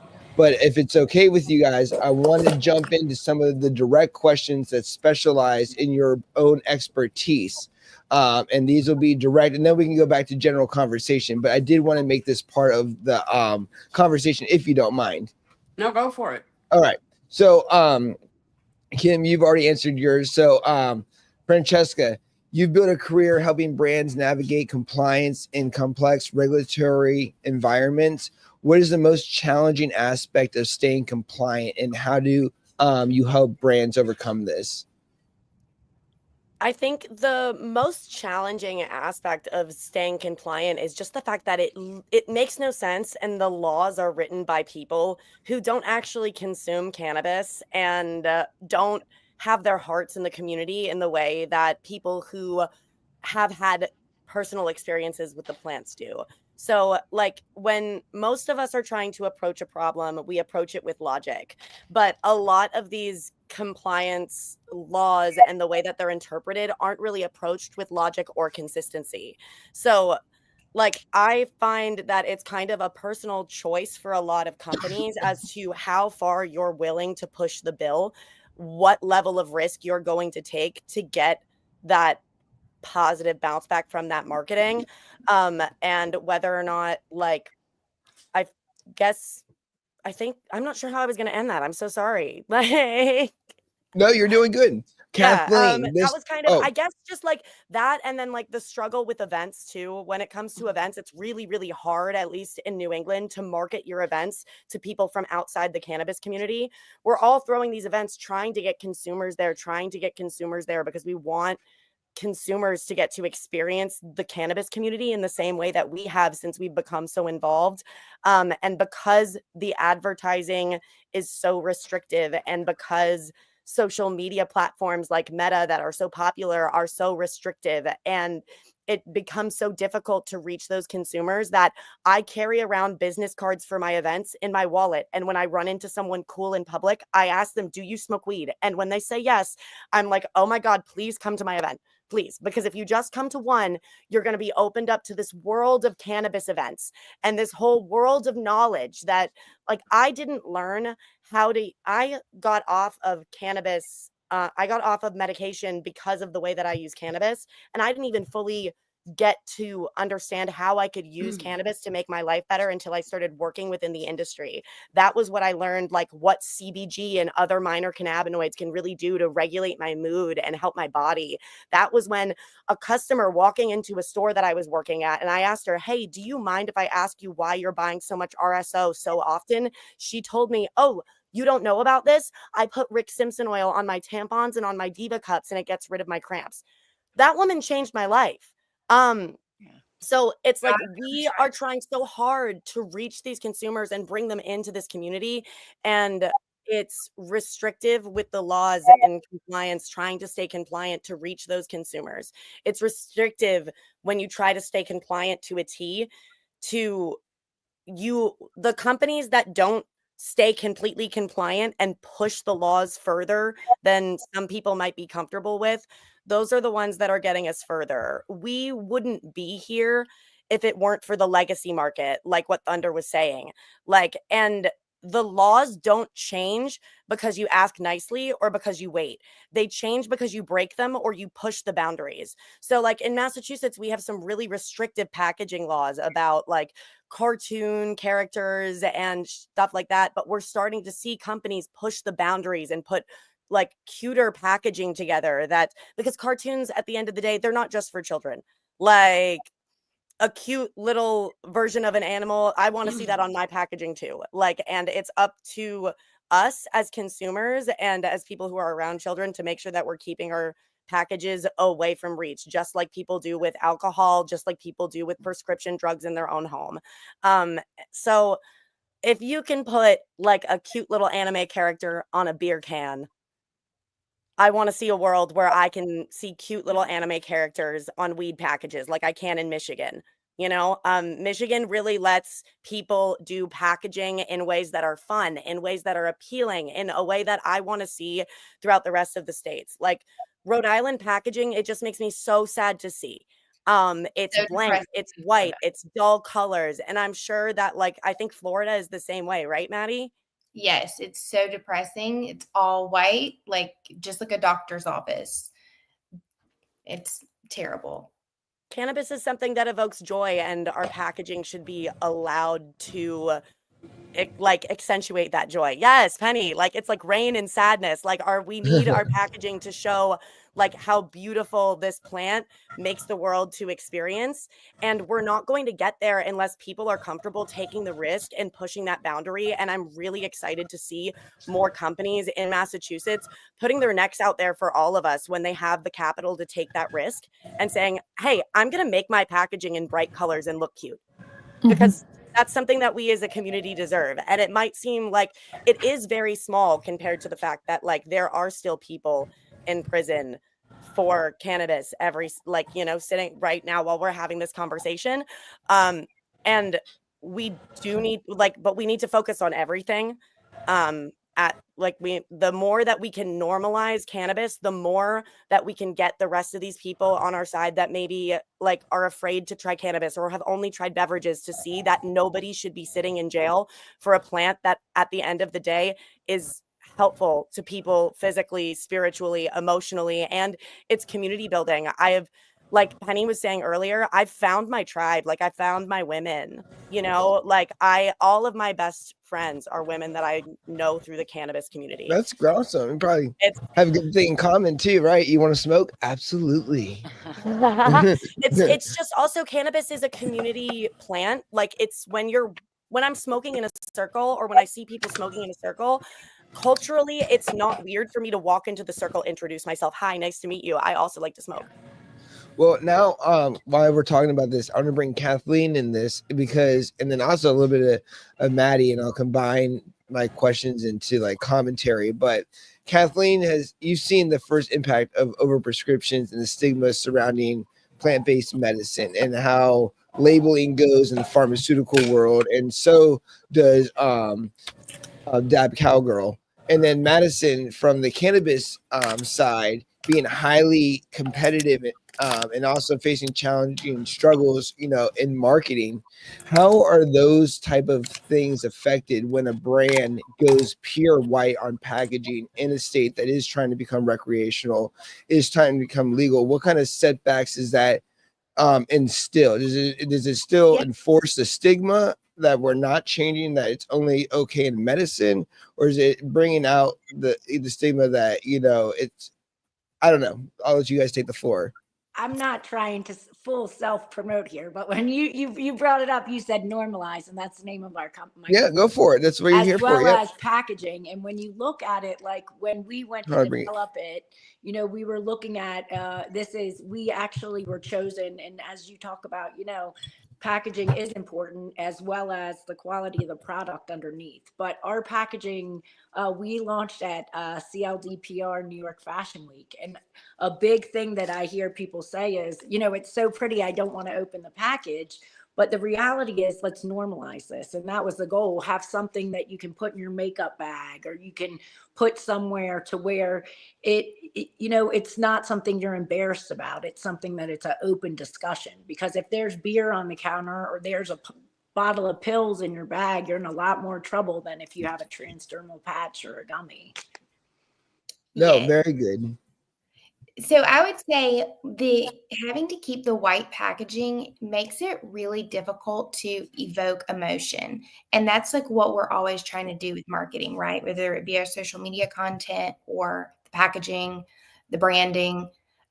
So that's a really big challenge for brands in Florida. Like there's no way to really resonate.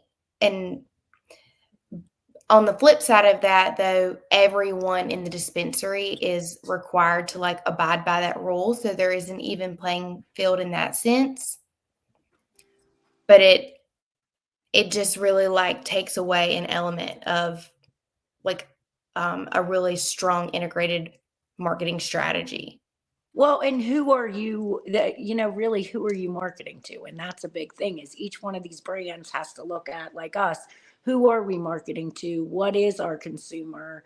You know, how are they going to use the product? And I think when you're just looking, when you're looking at something like this versus when you're looking at just a white label from moving from Florida Medical, it's a white label candy bar and you're just kind of shopping prices and deals.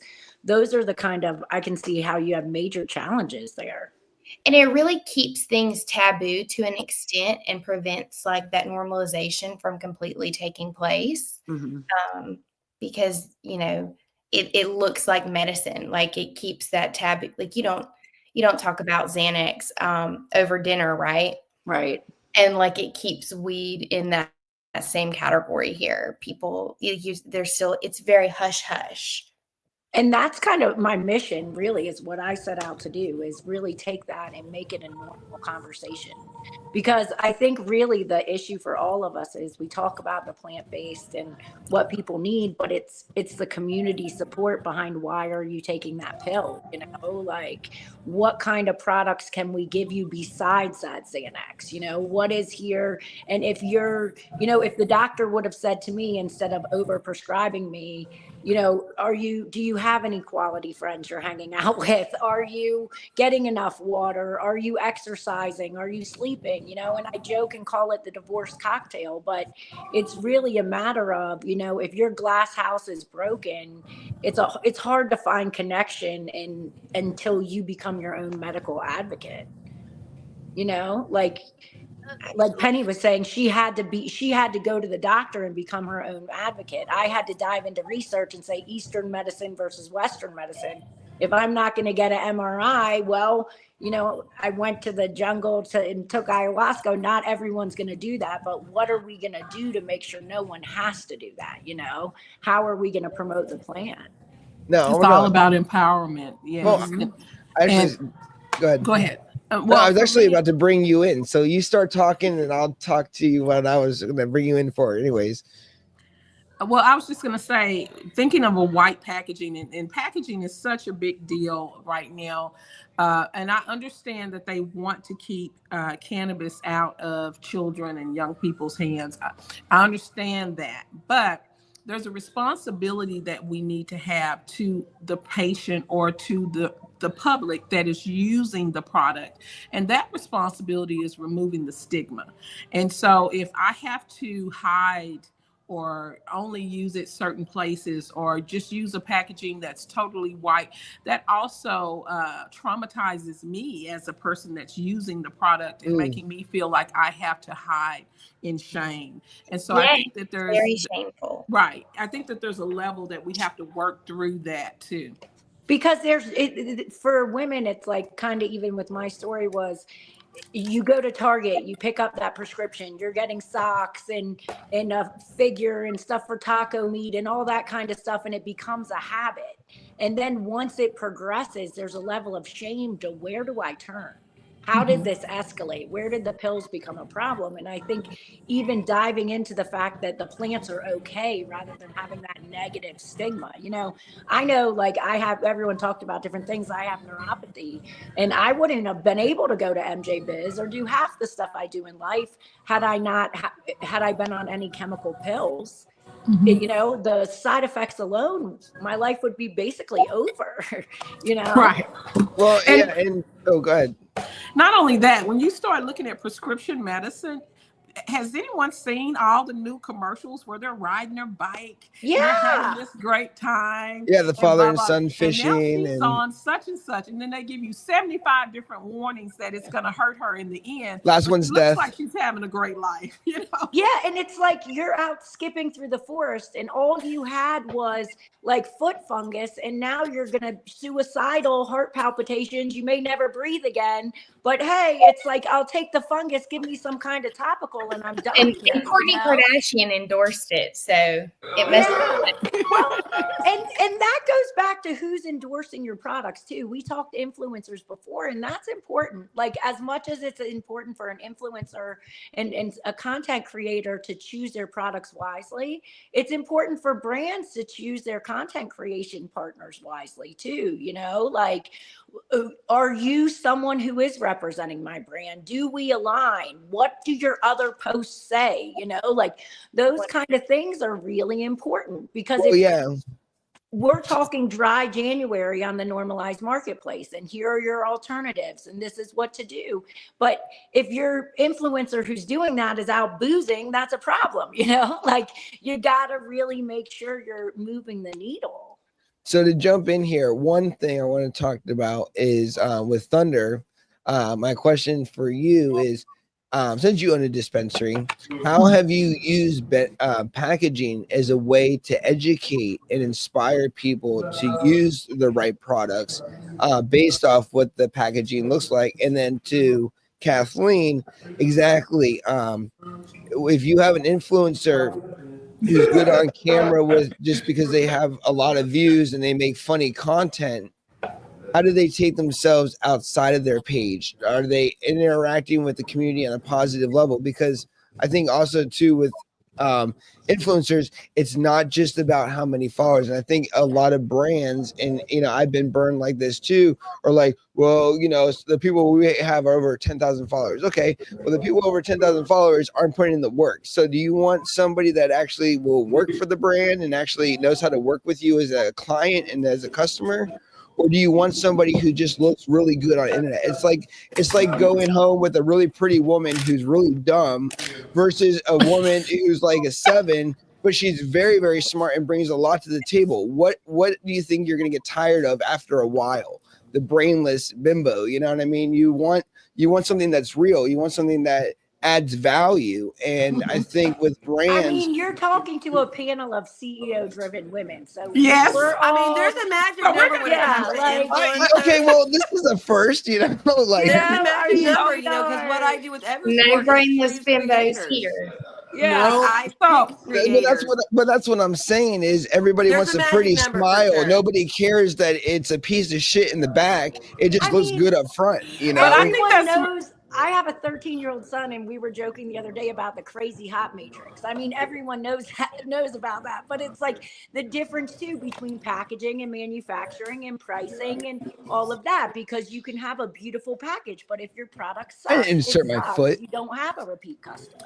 If your price is too high for the value, women need to learn shopping, and that's really important too, that we educate everyone, like milligrams versus cost.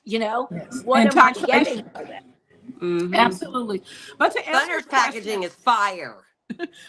Thank you. But to answer your question, literally, there's so many opportunities when you own a dispensary to deal with packaging. So in June of 2025, we are moving from the deli style to actual packaging in Oklahoma, but currently we have deli style. So all of my jars actually have the Proud Mary image. And so they're hit with the Proud Mary image. They're hit with a mural of Proud Mary time when they walk in, because I believe every woman is Proud Mary. We are all Mary. We are all the beginning. And so then once they select whatever they're selecting, I put it inside of a package, and on the back of that package, I actually give them information, not just the state warning, but information, whether it is an affirmation or whether it is a description of what the product is going to do for them. Another product that I have here in Oklahoma that we're bringing back, and I'm so excited for 2025, is our Utopic Vibe product. And that is a pre-roll that includes a crystal. So we have the rose quartz, the citrine, the clear quartz, and the amethyst. And so we give them that so they can actually manifest what they want in their life as they smoke, because I believe that smoking is part of your meditation. It actually calms you down. It brings you into where you are supposed to be. I've had some of my best ideas when I was high. And so whether you're microdosing or whether you're just going out with your friends to have a great time, we give an opportunity to educate you on what you're supposed to walk away from and with our packaging. So it's huge. Packaging is huge. And that's why we need to be able to have the colors. We need to be able to educate the consumer. We talk about titration if it is a gummy and how they're supposed to feel. So it has red, yellow, and green light. So if you're feeling pretty good and you're right at the green light level, you know that that's how much you can consume. But if you consume too much and you're at the red light level, or you're starting to get there, that's the cautionary light. And so we talk about titration even on our packages of edibles, because I found that edibles have been an issue for a lot of cannabis consumers. Even if you smoke a lot, it depends on how your body can digest the edibles. And then our exit bags, I'm going to finish up with that. There's a whole nother bag that we place the actual product in. And that particular exit bag has me and my significant other on it. And it's our ride or die bag. And basically, it talks about the smoke, the loyalty to the smoke. And I think everyone should be loyal to this plant. So that's where we use packaging to really give a person a sense of, hey, I've done something today that's very, very different in coming to my dispensary. I'm right next door to a national brand dispensary, and they are pretty much like a 7-Eleven of cannabis. And not to knock that, I just didn't want that. Oklahoma has more licenses than any other state. So I wanted my particular dispensary to be boutique style. I wanted to have a lot of woman-owned brands, a lot of minority-owned brands. We also have a book library that you can come in and you can read the laws here. We have all of that. And then we have a television, which is really interesting. It's a clear see-through television. So for those that have served time for cannabis, when they walk in and they see this television that you can only purchase in prison, they are just astounded. They're like, oh my God, how did you get that? But I want them to be able to come in and get the feel, just like Penny was here. She was able to come in and get the feel of what cannabis is like in Oklahoma. Her store is an absolute vibe from the door to the entryway to where you actually walk into the area where you would be served. And she's got this cool ass mural painted on the wall. I mean, it's so good. And she's got couches, and then she has her podcast area, and there's tables you can sit at, and then there's the deli. You want to show people around? Are you in there? I don't know if I can do that or not, but let me see. That's why I need your help. My technical skills are a little bit. Oh, you got my help. She's got records on the wall. Oh, that's girl, awesome. Let's see. Well, how do we do this? Do I just push camera? You should, and it should be maybe like rear or forward. It should give you an option, maybe under I don't think it settings. does. Let's see. See, does it give me an option? I don't think it actually gives me an option to do that. But yeah, we have the different things, and then I have the map on the wall I that love the shows map. all the different states that the Smoke Currency Tour has been to. Because our thing, let's see, our thing. Can you see like Oh, the yeah. rabbits hanging from the ceiling? Yep. And then when you go over here, you'll be able to see the mirror on the wall. Look at Oh, that. wow, that's cool. And then here are all of our flour. And it's really cool there. And then we have the state. And then this is my little podcast area. Overlook my desk because I do a lot of work. And then there's a podcast area you can see live on the air in the back. That's cool. That area too. But you know, this right here is a stuffed animal. It's an elephant. And that was the first large mammal that used CBD because the tribe, the herd, the mother of the herd actually passed away. And so the whole tribe of elephants stopped eating. And they were trying to figure out how can we get them to eat. And they actually started feeding them CBD and CBG. And they started eating again.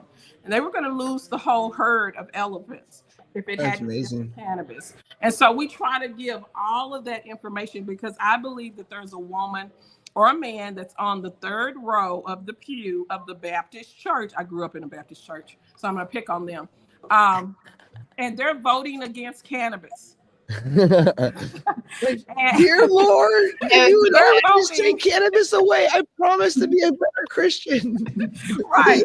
But I want them to understand when they get that knee replacement or that hip replacement, they're going to want something other than something that's very addictive. And so I try to make sure that my shop actually gives them the ability to feel comfortable. And so that's what it means for me. And then the stickers. This is the only industry, oh my God. This is the only industry that requires a new sticker every month. I mean, my patients love stickers. So, That's funny. It's really That's fun. facts. I have a sticker collection. I have a thing hanging on my office wall, like a bag that I literally put stickers in because I have that's what I get the most of. I have a bag of my own logoed stickers on the floor at my feet right now that someone made for me lovingly. She's right. Industry loves stickers because it's portable, it's small, we can slap it on shit. I used to love to tag out Vegas when I was there for MJ Bizcon. I've helped We've done that a couple Dab times. Stars tag out. Oh my God, walk around and just look for Dab Star stickers because they're fucking everywhere. We've put them everywhere. So I have a question for Florida, for Madison. I have a question for you. I mean, okay, so everything is white. I get that. But can you guys do stickers? I mean, what can you do to show? What level of marketing? Yeah, what can you do? I think they really lean into social media very heavily here. Reddit is a huge thing in Florida, and that the MSOs definitely do not love that aspect, but that's really where I would say the community speaks their truth. But in terms of branding, I think there can be stickers and things of that nature, like pop-ups in the store. They have TVs where their ads can be displayed. There was a lot of merch around Yes on 3. I would say that's the largest campaign I've seen here in Florida. But they're always, like Francesca said, companies like Trulieve are always really pushing the bounds of what is legal. And there are other operators like Fluent that lean very conservative, and it just depends on how are you determining what are your goals, how are you determining if this was successful or not, because you can find yourself $140 million and your lobbying efforts didn't pay off, right? So what about the cookies company in Florida? Because I know their influencer's named Stoner Bro Flex. He's a super badass. We love Flex. And he works for Cookies, and he is based out of Florida. And so, and the reason I bring this up is because everyone knows Cookies, Big Blue Sea, and the blue, baby blue logoing, and all of their strains have like, it doesn't matter what state you're in. London pound cake Gary looks like, Payton, you yeah, know that. it look, you know it by like, you know it by the packaging. You know, if it's hot cakes, you know it's hot cakes. If it's you know cereal milk, you know it's cereal milk from Cookies by the packaging. And that, you know, that spans the extent of those companies. And I happen to be a huge fan of what they do. I think Burner is the greatest marketer and has the greatest marketing team in all of weed. Yeah, Because man, it was a clothing company, and somehow now look at the empire. So I that's got awesome. to But visit like, so the how's that work in Florida? Like, if I were to go to Cookies and I wanted to buy, you know, something I know very well from all over the country, is it going to come in a white labeled package? It is, unfortunately. You know, Wow. advertise it with the Look. packaging, but So like when you're in the store though, like the display is like the because I've seen pictures, it's like the yes, regular Cookies display. It's like all you see like every state I go to, and I go visit a cookie store, whether I'm in Vegas or here in Missouri or anywhere in between. It's but so what you're seeing shelf wise, the display, I am astounded by this. Like my yes. mind is absolutely blown. I'm like, now And need to come to Florida and try to buy weed, because like like now they I am also like don't let you see any of the product, right? Like you can't see any of the flour, you can't see any of the There's concentrate, no display no like in display. Oh, Vegas. okay. You Okay, can do okay, the guys. bag. come on, Okay, I Vegas, had a come with it. download. Oh, wait. I have a Well, download for Florida. Is it possible? Is this legal? I don't know. But hey, I'm a creative. It would be really cool if you guys had your white packaging and you had a contest where your packaging comes with 3 markers, and then the patient can create their own bag. That's cute. Oh wow, I That's like cool. that. I love this, Thunder. write it Yeah. down, Thunder Yeah. Oh my Walker. God, you need to patent that, Okay. because Live Well's Yeah. gonna steal that from you so damn quick. Holy Yeah. shit. Well, No. and I was a Florida patient, and so when you look at it, like you would walk in, or most of the dispensaries there you're ordering online medically, Mhm. but I mean the cost, you have to learn how to shop, 50% off day, whatever, because you're an eighth Yes, there, they're it all could about be the deals. $50 of Animal Larry somewhere, like. But the reality is that you're looking at it, and you're walking up, and whether it's Justin Bieber did, like, I remember he did a He peaches did thing, and that peaches. I stayed in my marketed head. that whole And project. you did? Yeah, that was the first Yes, time I ever saw I it sure did. advertised. And you could see the marketing, but from shopping other states, you go in and you just get a little white container, or you get a white candy bar, and then you don't see anything. You don't know So the brands, you consumer don't never know. actually gets to handle the Mm-mm. package in their hand. Like, I actually collect packaging, and it is a bad Mm-mm. habit of mine. I have boxes of Yes. jars Like and David shit. Downs did such a beautiful art But exhibit like with here, like this is a all Missouri flowers. company. This Hold is on, let what me it let me shows full screen online, and you. this is Hold what I on. get from the store. But in Florida, this is what it would show online, and then the packaging would be white, White right? It's bag, white with just black with the writing. sticker. Yeah. Oh, I So need to bring this to Madison, Florida. Gummy. Madison, I'm giving you my idea, but what I want from you is 15 minutes of consult, girl. If you can give me 15 minutes of consult, You but I got really it. think that'll work, because I have a daughter. Whenever I take her to like a restaurant, that's what they give me. They give me Yeah. 3 little crayon markers or whatever, and you could do whole contests where the customer is able to color in and make their own packaging the way it's supposed to be. That's genius, Yeah. Thunder. They can Baby. do that on the Baby bags girl, you yes, leave with. queen. I The love Yes. bags you leave with, easily there. See Mhm. what a bunch of stunners can figure out. Exactly. Just So a bunch Madison, of I need your stoners. number, girl, for Oklahoma. it. Girl, no, I'm Oklahoma. We'll put And it No, on so this that. is I the want last to ask time you're ever allowed to Oklahoma. Francesca, speak to each is other. No packaging the same way communications. there? Huh? With Francesca, so like I'm astounded. Okay, because Massachusetts is actually one of the states on my list for 2025, and Florida is as well. And so now I know a little bit of like what kind of door I'm gonna have to kick down with my homie Thunder Walker and the rest of Penny's crew on Everscore, Yeah. because the moment you said you can't see any of the products, I saw Thunder's face like.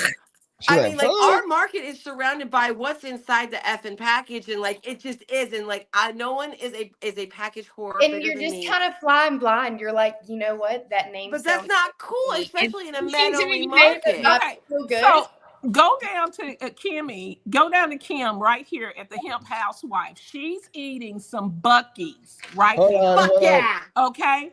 Y'all got the Yeah. munchies the whole time. That should be a No, white but I packaging. want to talk Pizza. about packaging, Kim. I want to talk about packaging. The Oh my fact God, that, those are the best ones. right, Yep. the fact that you see this beaver, it is, you know automatically what the deal is. Yes. And that is so important, right? I mean, you know what I'm saying? Here, Well, yeah, it is Are because you it's as what flabbergasted your as I am? Because like in an industry where I walk into the store, okay, and it doesn't matter what store I walk into in Missouri, boutique, corporate, mom and pop, don't effing matter. There's very little competition in this state. All these companies here, they really do work together and collaborate. So you could be a major farm and distribution, and your product is going to be on everyone's shelves, and you're going to have everyone else's shit on your shelves. It's really kind of a beautiful market. There's a reason I stay here as you know home, because the market here is freaking given. But so like I'm just blown, because like I go in the store and like I look at like Good Day Farms has titty sprinkles on the shelf, and I know if I buy that, okay, look, like I said, I love what's inside, and that's very, very important to me. The medicine is always a first for me. But I see that package, and my mother's a breast cancer survivor, right? And all the proceeds go to Breast Cancer Association. So I'm like, let me buy that titty sprinkles. And they hand it to me in a white Mylar. I would lose my No, freaking mind. I'm gonna take it even a step further for you. Not only do the bags have to be white, but all of the gummies have to be clear. Doesn't matter what flavor they What? There's no What? purple, there's no orange, there's no blue. How do you All know what Crazy. This flavors is with madness. which? It's I like want all to see mystery. pictures It's of all this. mystery. I I have want some. to I see have what some this from looks when like. I was a patient. And here's the difference too, though, is how open they are. Because in Florida, when you order your flour, it comes in the little jar. In Colorado, as a medical patient, you go and they open it up for you. Do you want to smell this? Do you want to look at the buds? Do you want to see the Yes, trichomes? like Let a me normal explain. dispensary. In Yes. Florida, Yes. it is not medically, because if you think about it, you can't look at someone and say, wow, you've been in a car accident. You should have the same medical dose as someone with neuropathy or going through chemo. So you get there, you I have get two. noticed Are you ready for this? You get you can 2.5 only have medical and get rolls. higher grade shit. I've seen that in a couple of dispensaries I've been to this year, where you have that medical card because we couldn't handle the medical side of shit unless we were in need, you know. Well, It's I'm just gonna be funny. honest with you. lot of I will medical- never let my medical card go. Me No. So either. whether it's Are you worried Oklahoma about gun or any rights? other Because that's my state, concern. That's why I haven't done Nope. it. I could give a No. shit less about gun rights. I am a let's be realistic here. I am a white middle class woman in America. Why do I need a fucking gun? I am not Well, going to I like go going to the someplace range where and I need shooting. one, and I clearly am not a hunter. So I will always keep my medical card because I am a patient first. I feel better with it. I have a sense that I am very attached to my sense of security to it. Where I know no matter what happens, like I am guaranteed that I can fix what is wrong with me, which is epilepsy, and it's a son of a Yeah, bitch. no, I'm I not gonna totally lie, it agree with fucking you. I Yeah, totally get it. But in my 100%. state, we don't have a list of illnesses. You can, if you need to go in Oklahoma, you just can get a medical card, and we're not adult use.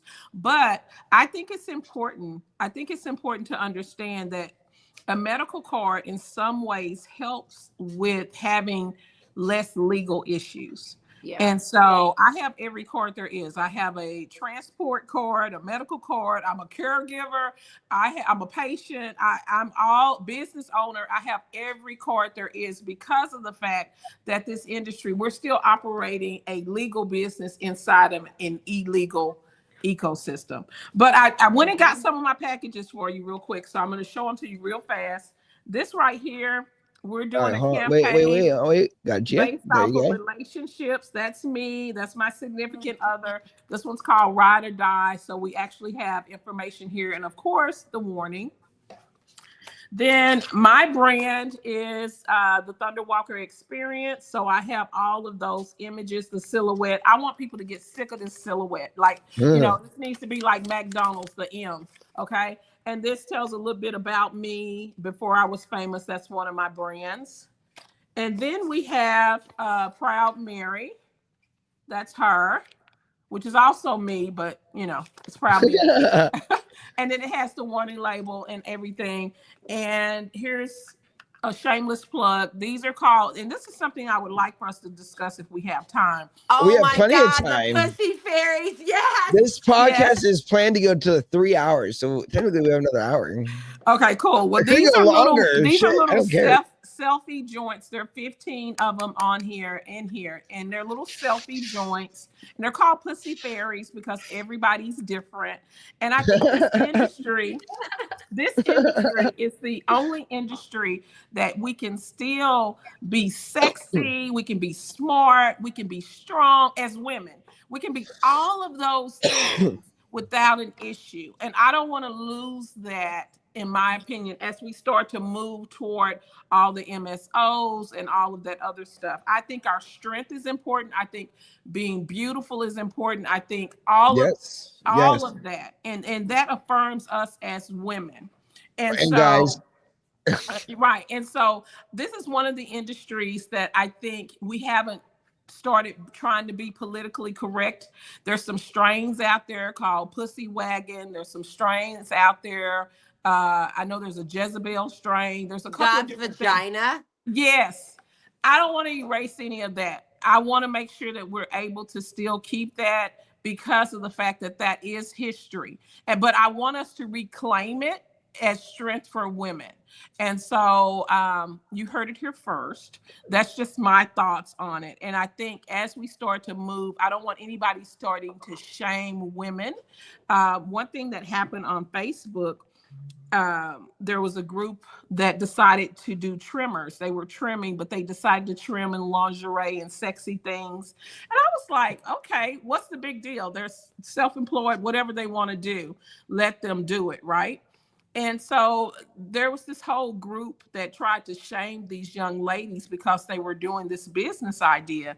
And I really think that we really need to be careful of what we decide to pick and choose while we're in this industry, because what will happen is we'll navigate this industry into some type of shell and we'll lose the true nature of what this industry is. After a while, they'll be like, oh, well, we don't want to see tattoos either, or we don't want to see. You have to really be careful when you start to look at this industry. You start with breastfeeding videos, you will never go wrong, because I tried to report a whole bunch of those videos that just spammed into my profile.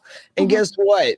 It did not violate the guidelines of Instagram, and they're not removing the pages or the videos. And I'm like, cool. Well, I'm just going to start doing that because that's okay. You know what I mean? So in a way, I agree with you. But exactly what you're saying is where you see these things and you're just sick of seeing them, and it ruins a culture. It ruins a community because it comes oversaturated with either misinformation or people just trying to be cute and funny.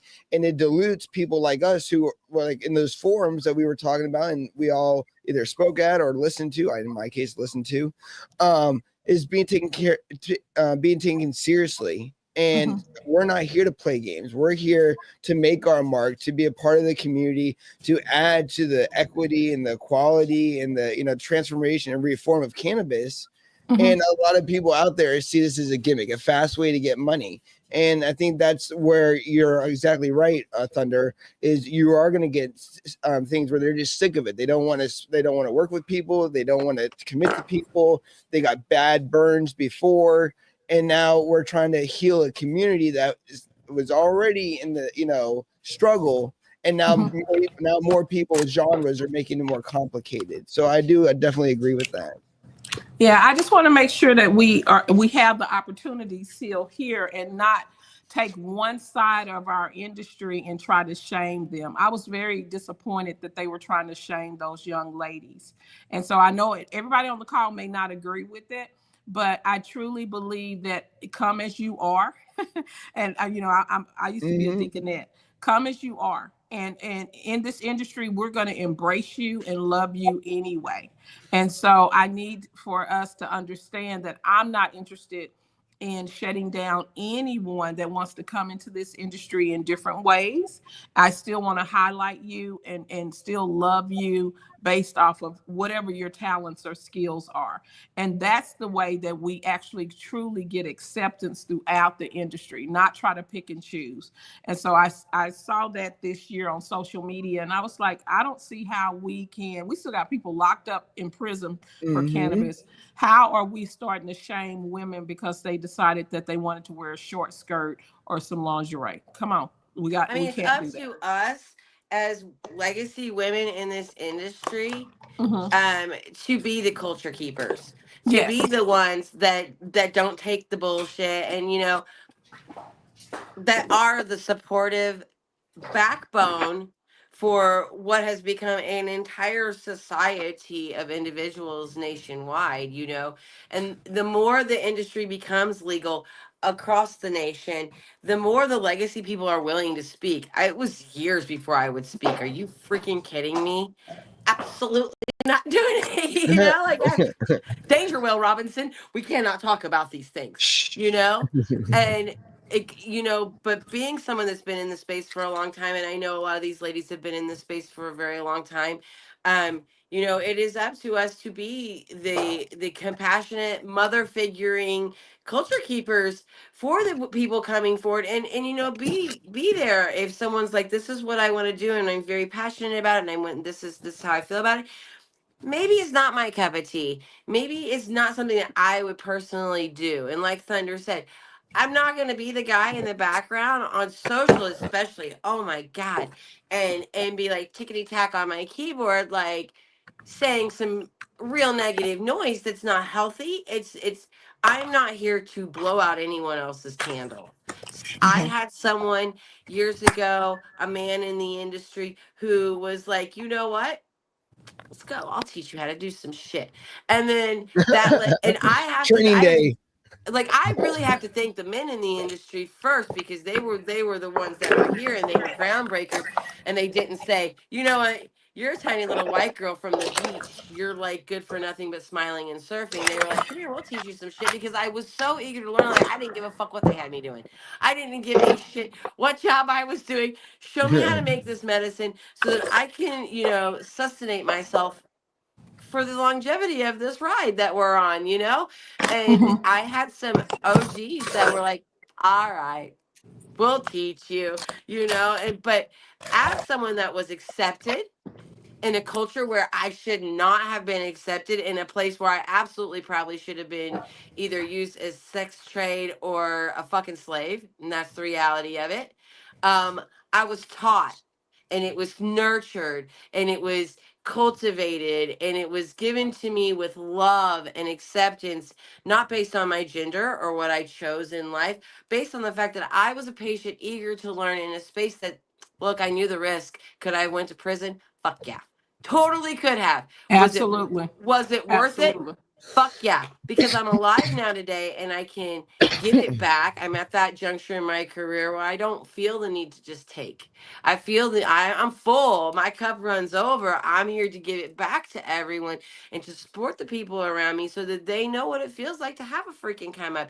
Thunder's exactly right. You cannot go hating on somebody that's doing something that you might not like. Well, and I think that's the thing. And most people, and as somebody that's been subject to a lot of hate, and just a couple months ago, by my own community, a lot of people, there's people that are happy for you, and then there's people that are not happy for you. And haters are a thing of content creation. But the problem with this online assassination and this attempt to destroy somebody's opportunity it's all hearsay, but the problem relies on the company that now faces the burden, and now you're not only affecting a personal beef, but a company that has nothing to do with its ability to keep its client base. And that's why keyboard warriors and people that really do have a problem with others, I don't think should be in the cannabis space, because what I think personally, that cannabis is one of the most openly, like, I think there's three things in life that really connect people. Cannabis is one of them, food and sports. I Mhm. think those three things really connect people on different levels. And it's about culture, it's about community. There's a lot of different facets under just smoking weed. And I think most people, and I'm not trying to be messed up by saying this, but most people are not pursuing their lives in terms of doing something. And when they see somebody else trying, it's easy to hate. It's a Mhm. lot harder to support somebody. And that's why I think it's hilarious when people, and you'll probably experience this as creators too, and just in the space, is people feel like you owe them something when it comes to your time, your responses, your everything. And they will unfollow you, they will slander you, all because you don't get back to them. And I was listening to another lady who's in the salon space, and it talked about personal boundaries with creators, personal boundaries with your work and what you do, and how everybody has on and off times, and those need to be respected, and those should not affect your following. Those should not affect how people are talking about you, because you're doing you. You might have the biggest emergency in your family ever. Are you going to be posting that online? Probably not. But to be hated on for a misunderstanding or for whatever, I think there's a lot of things where there needs to be more of a transparency of how we interact with each other, and more of a supportive role, instead of this, like, well, because I like your content, you owe me a response. You owe me a piece of content. You should say my name in a live. You should do this. And I think there's a Oh lot my of things goodness. that are put on creators that make it difficult for us, because in our space, it's about free speech. It's about being able to talk and say what we want. And we talked about it earlier. The benefit about us versus celebrities is, if I don't like this product, I made a review. I didn't bash the company, because my intent was not to bash the company, but my intent was to say, for me, I just probably wouldn't use it on a daily basis. I'd still use it. I think it's cool, but it's just not my thing. But when you go on there and you're actively engaging somebody, and you're wanting like ill will or harm or loss of followers or people to be attacked, I mean, that's like almost like criminal behavior, and it's not fair to us as creators to be subject to that type of blackmail or to that type of degree of hate, all because we're doing us. There's a lot of times where, how many people, like, let's say Burner, a lot of people like Burner, right? I'm sure he doesn't follow every single person that likes him, right? Do people Right. get mad and say, "Oh, screw him. He didn't like me. I'm going to unfollow"? No, but they do to us, micro influencers. They do to people that they know, and I think that's, I don't know where I'm going on my tangent, but I think that there needs to be an equity and an equality for us as creators, and the transparent space of this purpose that we serve, and us as humans in our own lives, and what we got going on, and the ability that we're not on the internet 24/7. And I think when it comes back to tying all this together, when it comes to brands, it can really do things that make brands that have nothing to do with situations in bad positions. So my positive advice to the community listening is to really think about how you keyboard warrior. And it's okay to be different and have your disagreements, and say, hey, you think this is great, I think this is trash. That's totally fine. But in a sense where it's educational and informational, the type of slander where it's just attacking somebody for who they are, or what they like, or what they represent, like Thunder was originally saying, I don't like that either. And as Yeah. someone who's been subject to that, it doesn't feel good. And when As you're creators, though, we have to know the settings ourselves. And so, as someone who works, like, literally, that's all I do now is work with creators. Um, I am a huge advocate of turn off comments. Mhm. Honestly, like, you're there, what, you create a 15-second reel for a brand, and your job was to promote the brand. Nobody said you need to take all the bullshit from all the people who don't like said brand, or vice versa. You don't have to take. So, I mean, as creators, there's a certain amount of responsibility As influencers, even bigger, because there's a difference between a creator and an influencer for sure. There's a responsibility that we have to, like, okay, if I'm getting a bunch of bullshit hate comments on something that I actually was paid to do, right? A brand collab, right? Then I'm going to have the wherewithal to turn off all comments, and it literally will, with what the actual, viewer is going to see is nothing Yeah, after that. I will block a comment very quickly Oh, I will because block a human being very quickly. we are trying to remove the stigma. We don't need to fight within each other. Yes. It's very important that we don't do that. It's great. Pull me to the side. Talk to me to the side. Same. Great. No problem whatsoever. But don't come on a creator or an influencer's social media and start speaking negatively about a product or that person. If you really want to help, pull them to the side, send them a DM. Let's talk about it. But all that other stuff is an issue. And I agree with you, Stephan, that I have this issue right now. A lot of times I'll go to a state or I'll go to a after party and I'll post the content, but I may not know, and I'm not being paid at that point. I may not know who the sponsors were for the after party. Perfect example. Yes. And so your tags aren't what they want it to be. Hold on. Wait, yes. let her talk. Hold on. Yes, they promise you. I promise you that as soon as I post that, whoever the sponsor was, and I didn't tag them or whatever, they're in my inbox, or they're trying to figure out why I didn't post them or tag them or whatever. I'm just there to have a good time at that moment. And so I did not tag that person or that company, but sometimes people have to understand that it is not our responsibility to hype you up if you have not contacted me to hype you up. Sometimes I'm just having to be excited that I posted your party to begin with, and we didn't have a contract, and maybe just repost what I posted. That would probably be the best lane that they should drive in. But a lot of times I have found, just like you said, they get overwhelmed with the fact that a creator has come to their event and we haven't tagged several different people. So, and sometimes you don't know who to tag. You really don't. You don't know who all's there. And I think that would help too if you're collaborating with somebody, if they could say, hey, can you tag these 5 people or whatever. I don't have an issue with it. But if I'm just out having a great time and I'm at a party and I post something, that does not mean that I'm going to post the sponsors of that party. It just doesn't. So no, it's 100% truth. And that's the reality of it is. And well, I'll let somebody else talk.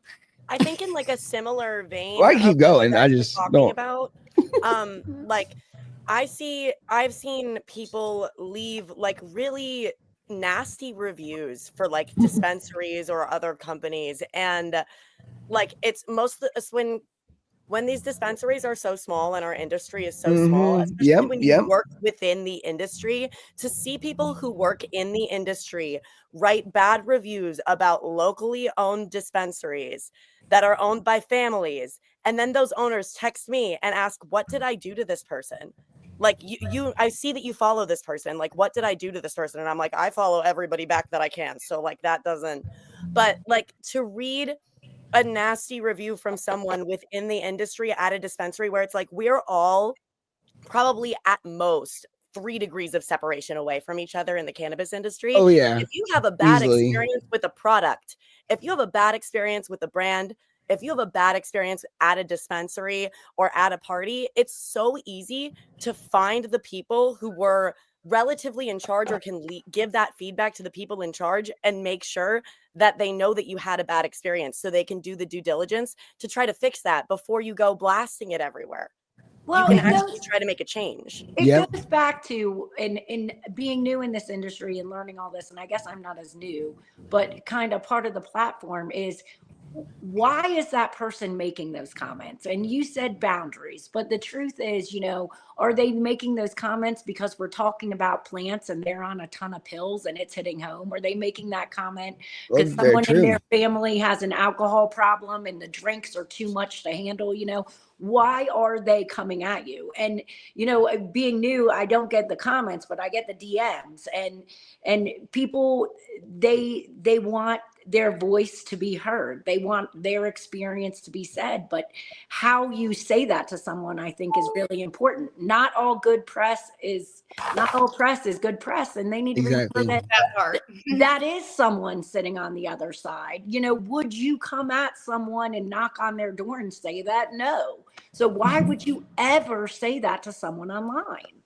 Well, yeah, and I think Absolutely. also it ties to with working with brands as somebody that's had brand deals. We've had sponsors for the road show that help fund the entire road show because it would wouldn't be as easy without them. So there's a lot of things, but even with the people, the brands, if they don't represent the values, if they don't treat the creators right, if they don't understand the value that the creators are trying to bring, that also creates a toxic market. And so it also is like a B2B, and it's also a B2C type dynamic, because a lot of times, just like you said, good press is not all good or all bad, but neither is a sponsorship, neither is opportunity. And as creators, I think that freedom that we have, as where we're not contracted, we can enter into contract if we want to, we can ride solo, we can do whatever we want, we can make a brand deal, whatever.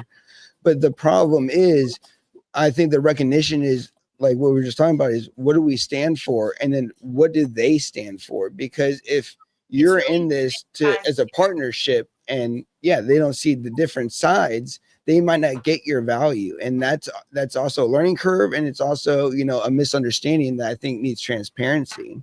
Well, and brands need to be transparent with their influencers too, and say, this is my objective. Yeah. This is the products I need to push. This is the message I'd like to go. This is the repetition we're going to do. You can't just look, as a brand, I can't just look at an influencer and say, here's a reel and a product, and expect magic to happen. Like, Oh, you absolutely. need to really dial down what you're doing and what your marketing dollars are. But also, it's a risk reward thing, I think, for everyone in the industry, because you are putting so much influence on who that person is and how they're portraying your product. It's really I important mean, to find with the synergy. creators that we pick, I have gone through it this year, bro. I have had to be the bad guy. I have had to literally crush some spirits and let people know this is not for you, boo boo. Because Yeah. that's the reality of it. Not everyone's going to make the cut. Um, being a creator is hard. Being able to read your contracts and know like what you're getting into is hard. Because initially you want to say yes to every freaking thing because you Yeah. want to get paid. You want to monetize doing this, But sometimes the contracts that may appear to have the most value have no value, and the ones that appear to have no value have the most value, and so it's very hard to determine and gauge the ROI on each of these things. And is this brand just using me because I'm fucking Penny Lane and I've been here a hot minute? You know what I mean? Or do they really give a shit that like That was my I have point. a passion for Exactly. this plant and I have a passion for the healing that comes from it. And I want to share that with other people. And at the same time, yeah, I'm kind of notariable. And so like I can help you with some influence.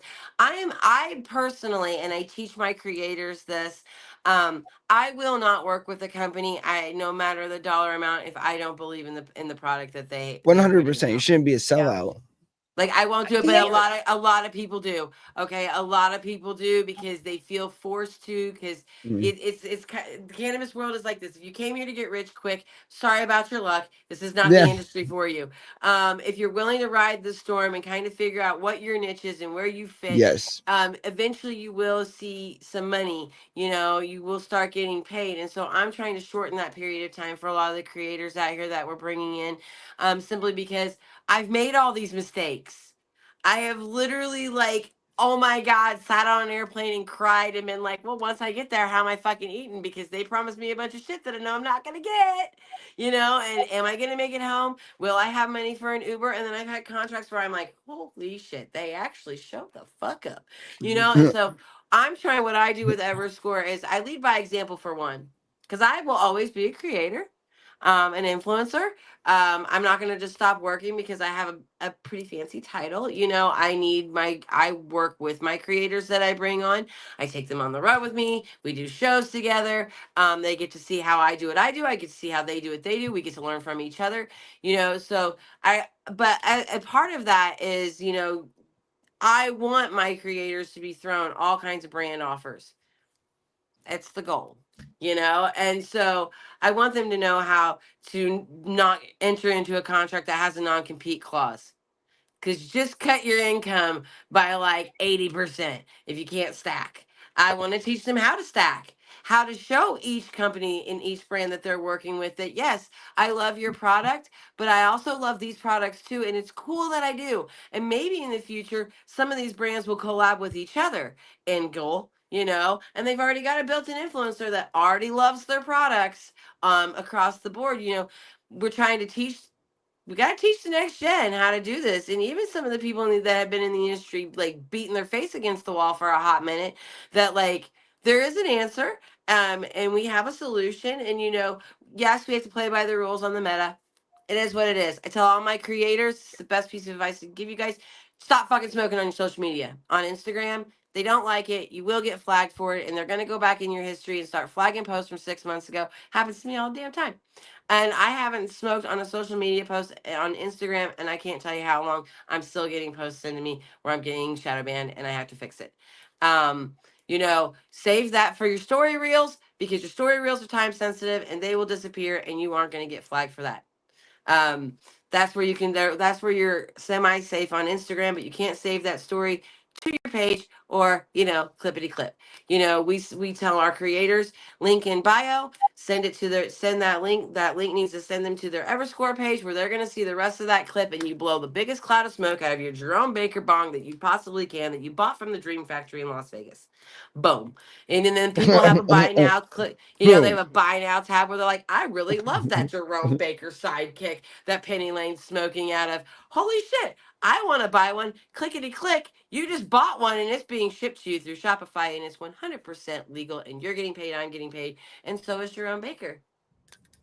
You know, like, we're teaching people how to do this, and we need to teach people how to do this. I'm not a gatekeeper, I've never been a gatekeeper. I just didn't have the financial backing to create a company of such. And the people who did happened to seek me out and be like, we know you know how to do this, and we have the money to help you do it. And I said, fantastic. I'm horrible at web design. I don't even like putting up my own social media posts. I am not good at it. I don't like doing it. It's not fun for me. But they say, here's a Google photo, drop, drop, drop, drop, drop. And then they create this amazing crap. Like all the stuff you see on my Everscore page, I did not create. Either my husband created it, or Jeff Sampson, the creator of Everscore, created it. I am not good at that shit. I will absolutely get myself shadow banned every freaking time, because I like the word fuck and I like to smoke. Period. In a story. It's what I do. It's who I am in this industry. But the That's meta funny. prohibits it. So guess what? We got to follow the meta rules. But we have a safe place where we can do that. TikTok will flag you. Oh my God, go look at my TikTok page. At least 2/3 of every one of my posts are absolutely shadow banned for violating community guidelines or whatever. Yeah, they hate me. I mean, I don't think I've ever made it more than 30 seconds on TikTok unless I was reposting someone else's shit. So, you know, the guy who created Everscore, he came up with this genius idea of like, let's create a space where like, we want you to be a loudmouth, rude bitch, smoking pot, and make people laugh. And I'm like, that's my bag. Let's do that shit. You know, and then let me bring on every kind of creator in the industry, every kind of creator. But I Whether think it's that's a lot about cannabis, is what you just said. it's all about it. If you're You're looking at right. this panel of women and all our faces and our backgrounds and where we are and, you know, what we bring to the industry, I think that's really important. And Thunder hit on it. And, you know, I had looked at Kim's page too and different people, and it's really, everyone has a different comfort level with social media, but yet that draws so much in cannabis. Yet the background is what's important too. Like when we were talking MJ Biz, it's the business behind this. This isn't just For like, sure. oh, let's go hang out and smoke weed and shoot some reels. Like there is legitimate laws and compliance and business and COAs and things that need to be taken care of too. Well, actually, Kathleen, stay on that topic because my question was going to be for you, which is throughout the normalized marketplace and advocacy for better prescription policies, what steps do you think are crucial for ensuring women are at the forefront of the cannabis movement? Well, I think honesty. And we kind of talked about it, but it's honesty of what are you putting in your body? And that was the first thing that was key to me was I had to sit down and put what I put in my body. I was taking this pill, I was drinking this Diet Coke, I had this, I was a fountain drink queen at the time. And since then, I haven't drank alcohol, I've changed my life, but it's really finding when you're talking what's on the forefront for women, it's knowing what's in your products, being honest. Like all the products on the normalized marketplace have been scrutinized, have COAs. We're making sure you're not getting, coming from Florida, you're not getting gas station CBD, not to knock anybody, but you're getting something that's scientifically formulated with a COA that's tested, that's ensured that is being delivered to your door discreetly, that is high quality product for your sleep or anxiety. So I think gone are the days, I developed a transdermal patch with a team of scientists, two of them. One it has cannabinoids. The pain one has CBG, CBD, and Delta 8, and the other replicates kind of an anti-anxiety, and it has CBN, CBD, and those kind of questions. Someone said to me, they were like, you can cut it and self-dose. And someone looked at me and they said, do you think women can figure this out? And I looked at them, and not to sound like a terrible, but I was like, have you ever made Thanksgiving dinner? Like, can we cut a patch? Yes. Have you ever raised a child? Like anything that is, multitask. Yes, we can cut a Band-Aid. Yes, we can do research. Yes, we understand plants versus chemicals. And that's what needs to happen in the forefront, really. And that's kind of what my marketplace does, is really bring in educators, media. But it's really, are you taking that pill for sexual wellness because you're dry? Well, let's talk about a few other reasons why are you thinking, and I laugh, but are you thinking about packing lunches tomorrow and your emails and all that stuff when you're going to have sex? Or are you really thinking about sex, and why do you need the lubricant? So there's a lot of issues that are on the forefront that I think, instead of our mother's generation, when you just push issues under the rug, that's not how we want to live anymore. No, I definitely feel that. And I think it's cool because it also touches on like the mental health side of sexual relationships and people and why they're doing things, and how the actual cannabis products really add to that experience, which helps the consumer market, like, Thunder and, people with dispensaries and other things sell products because it adds to those experiences. And when you tie it to emotion, it's like something like as great as that is, I think, there's a true connection. And I think the value of what we're seeing too is the fact that more and more, little by little, cannabis is playing a role in everything. And I think that's the great thing, is what across the board. On our marketplace, I mean, when I talk to women and talk to different people as we built it out, our products go everywhere from menopause to period to relief to sleep aids to, we're going to have a sexual energy expert talk with us about it, because it is an energy exchange. And if you're not feeling like it, let's be honest, it doesn't matter how many gummies you eat, you're still not going to feel like it and benefit from it. So let's get you in that space.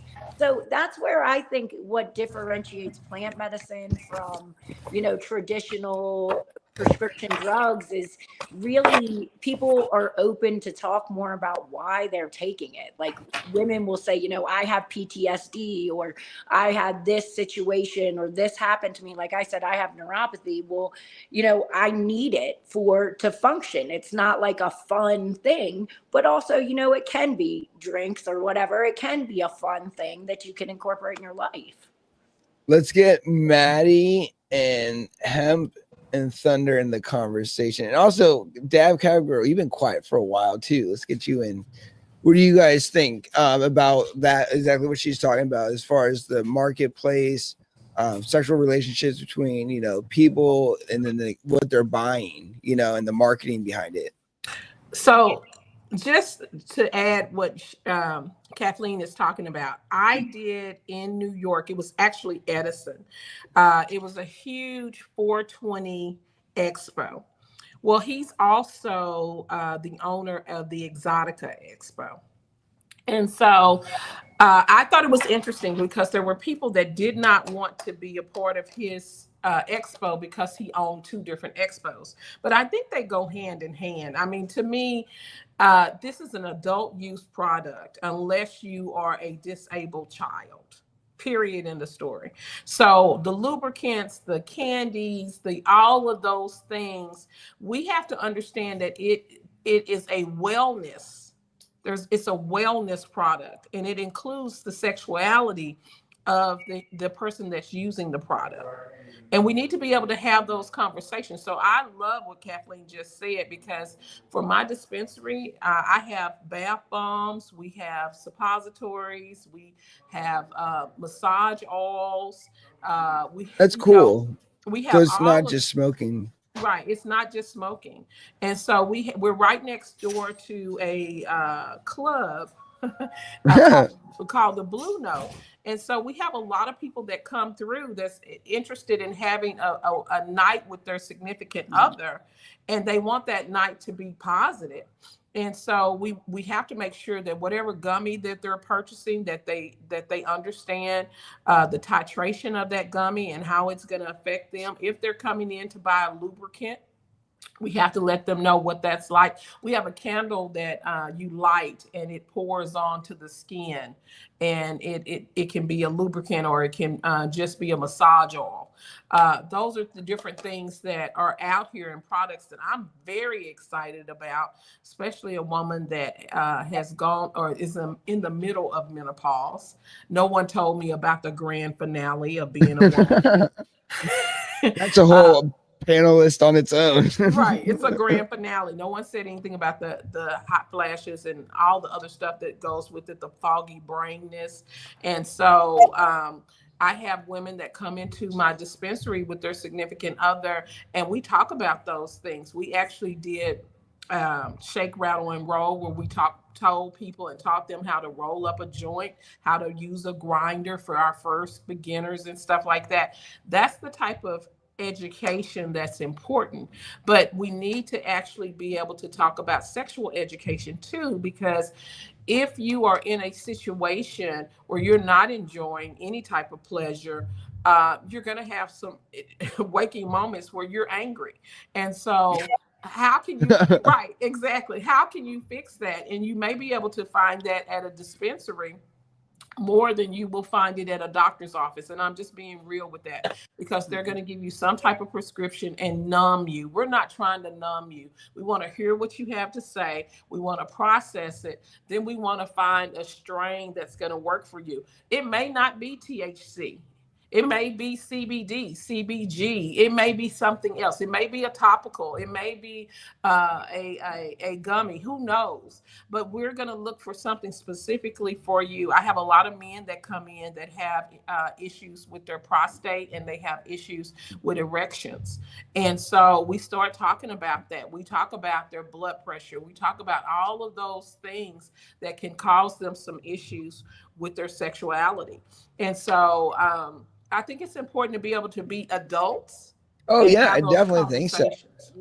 Well, I want to touch on that too, because just like with what you're saying with sexuality, you know, there's a lot of women and also men who don't experience orgasms, you know, and like you said, and that would be really good, especially with people that are either new to it or whatever, because and just another way cannabis proves it. But it's interesting how the human body can't produce it, but like CBG or THC or CBD, that's like the missing puzzle piece. Can you talk more about why it works the way it does, and like why it's so effective?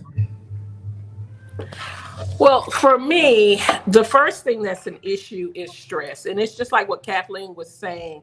Basically, what are you thinking about when you're in this process? Yes.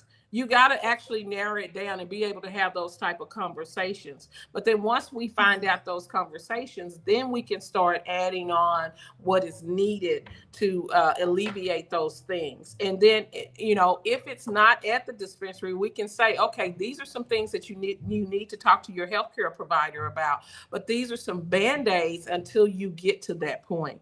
And so we talk about all of those things. And then mental health is so important. It is really, really important.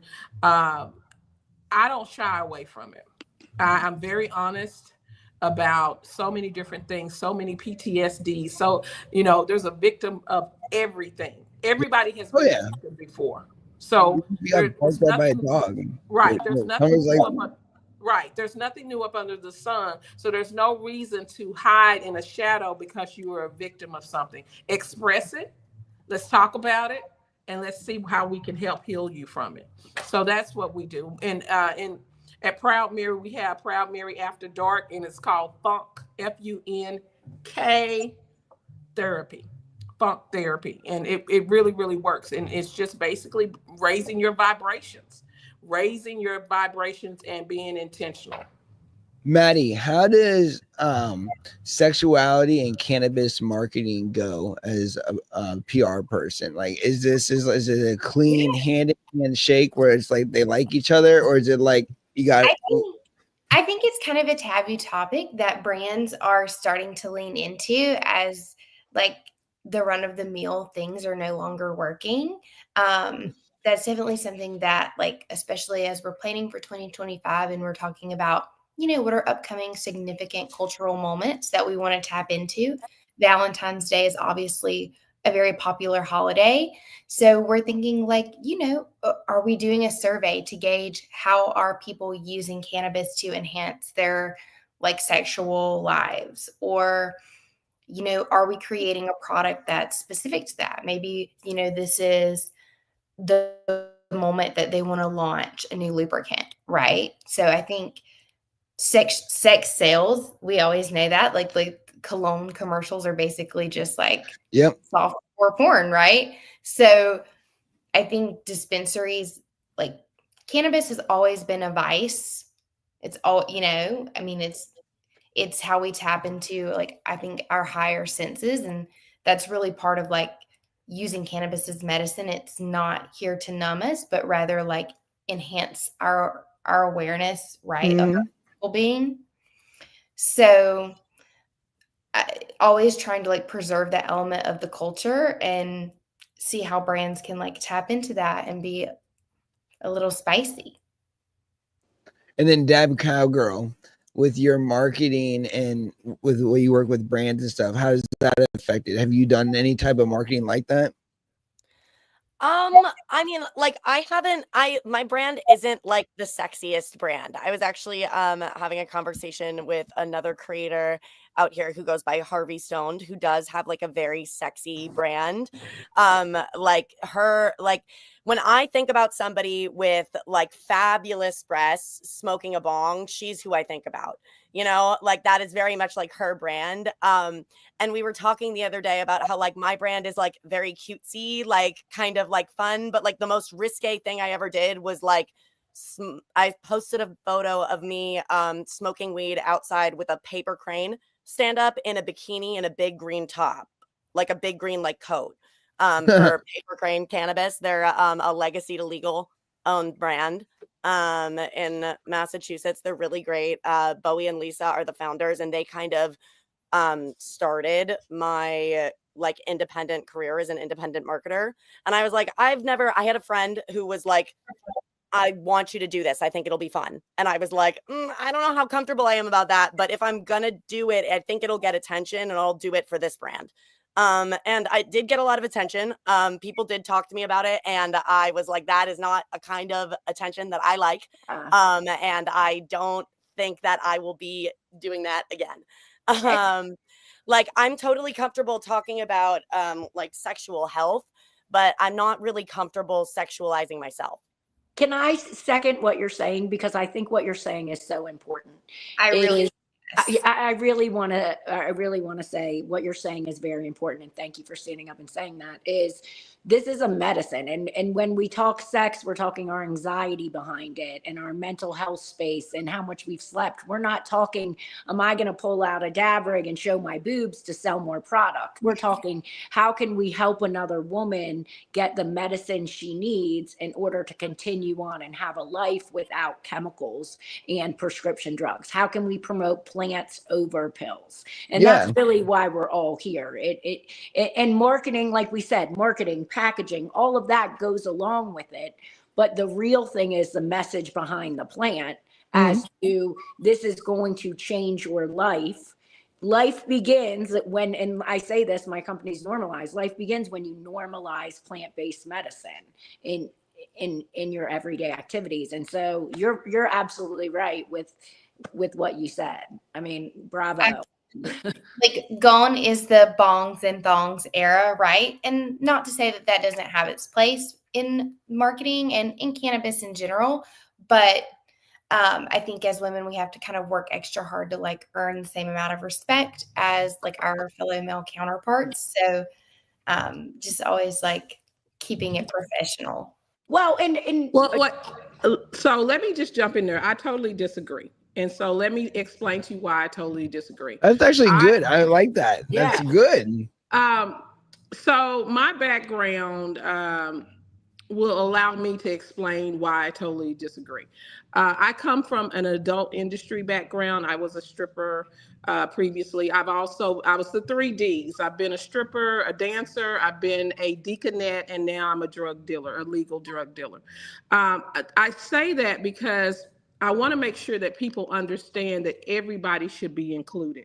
I'm also a cannabis appraiser. I'm a appraiser. I can set the value to anything in this world. So from air to water to cannabis to buildings, okay? I've been a commercial builder, all of that. I think it's important, and I really, that's my biggest concern about this industry, is how we automatically think just because someone dresses a certain way that they're not professional. That is not the case.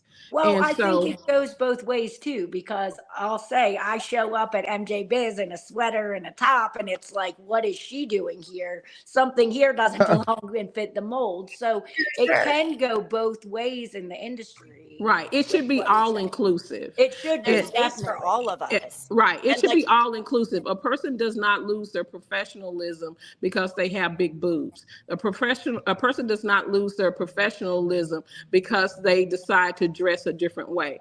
I've had this conversation with a friend of mine who's an attorney, and you know, we were just talking about my career and things like that. And she goes, well, you know, you could kind of lower your skirts a little bit. And so it was so funny because I did not take her advice. I've been wearing short skirts since I was selling real estate at 18. I got my real estate license at 18.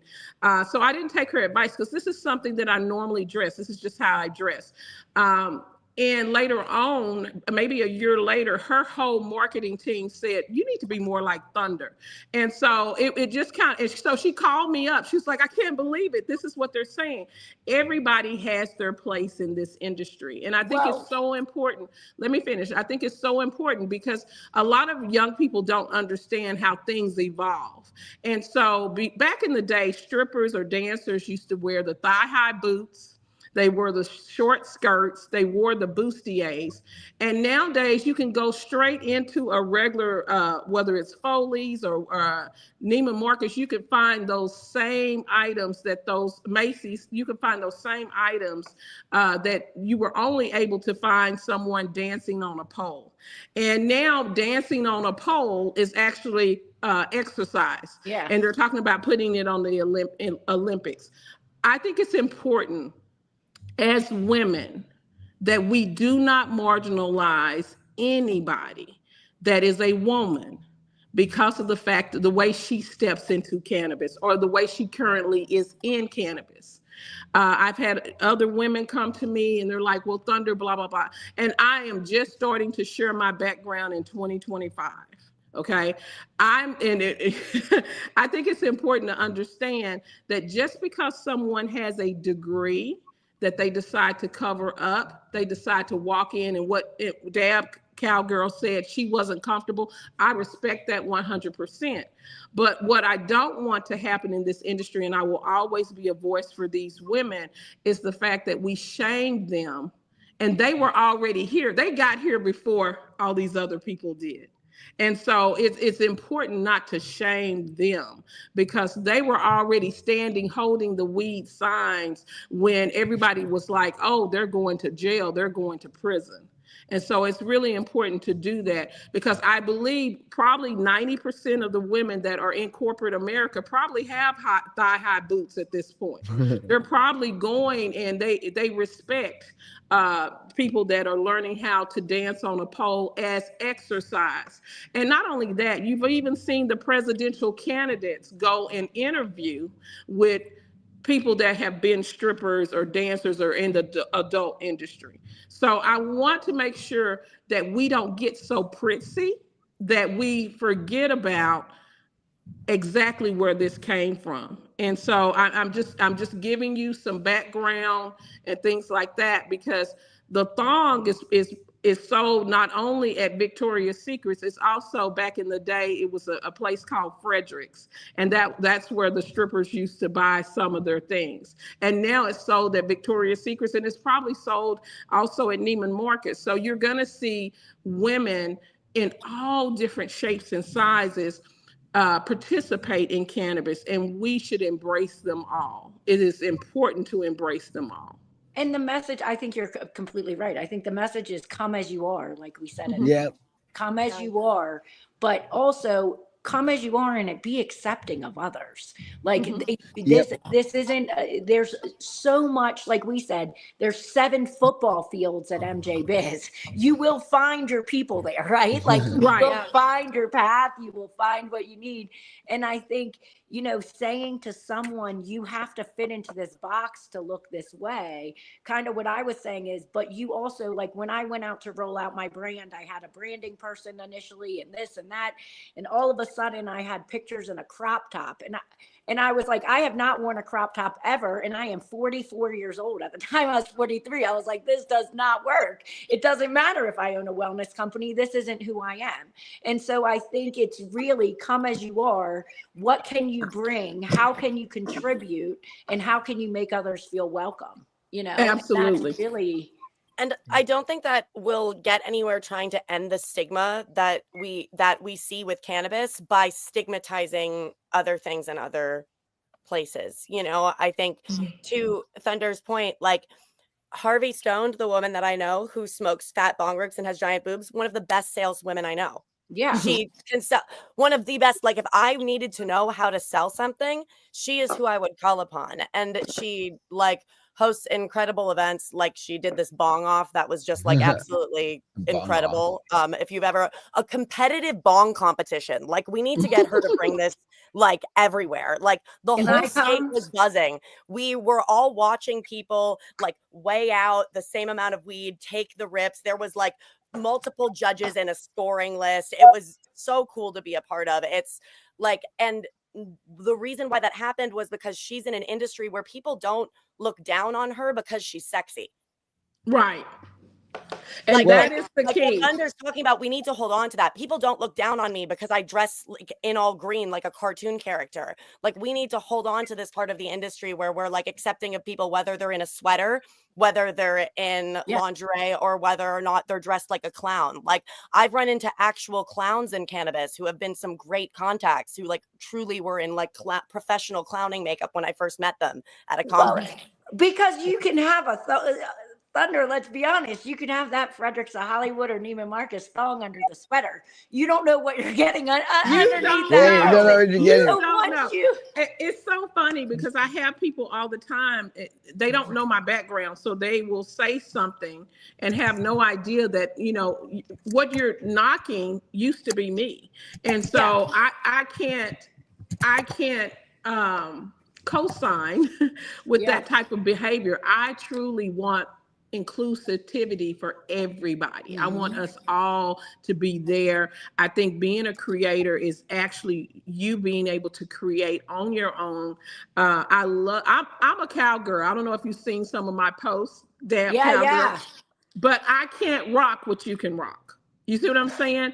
And I just I can't rock it. It's the same thing with you, Kathleen. I can't rock what you can rock. I can't rock the dress you have on, and you look phenomenal. So it's just it's to each his own, but you Right. recognize the beauty inside someone else. And I think Exactly. that's what's important too, is even whether you're talking business or personal or whatever, that's circling back to MJ. That was a big thing at MJ for me, is really seeing the beauty in other people and other women too. Like, funny, I even on my couch, I have this Potency 710 blanket that she sent me after with a nice note, you know. It's the connections of supporting women. It's following through business wise. It's being responsible. And I'm gonna give you a shout out, Dab Cowgirl. I went to a dab bar one night while I was there.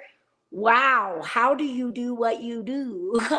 So for me, actually, that's like that kind of like was the final piece of the puzzle for me in terms of like truly replacing like what pharmaceuticals can do for me. Dabs, I use them as kind of like a mood regulator.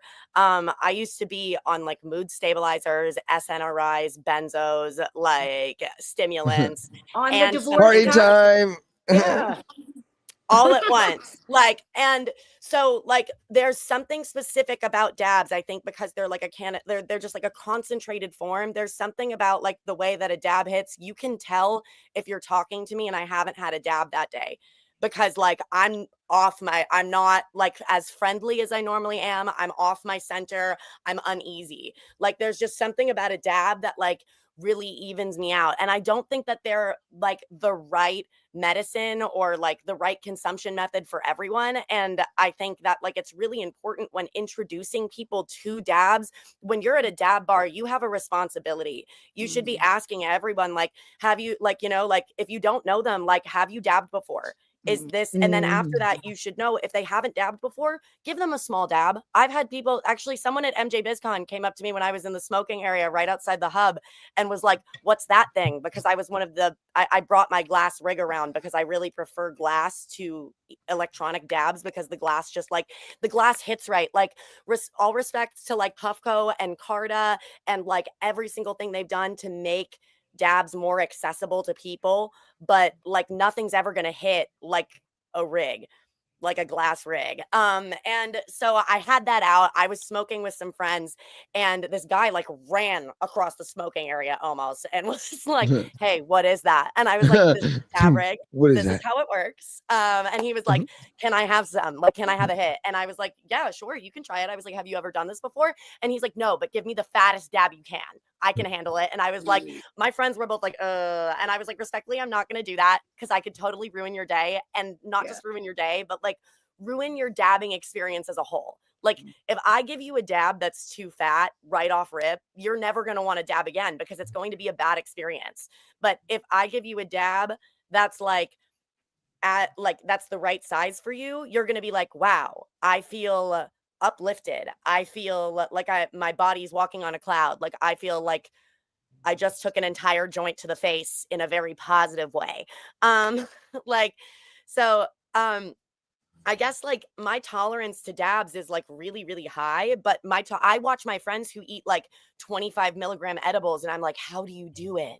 Like when I go to infused dinners, I have to be like, if you put more than 10 milligrams in this, I will not get home. I can't do it either. I totally agree with you. I totally agree with you. My favorite way to consume is glass also. I think it's very pure. It just feels better to me. It really does. And the glass can be so artistic. Like I think that's like a whole other part of this cannabis community is we have all of these glass artists that like do such a beautiful job like hand making these pieces. And like it's so nice to see dispensaries and places that like stock local glass from like local glass artists, like when they can.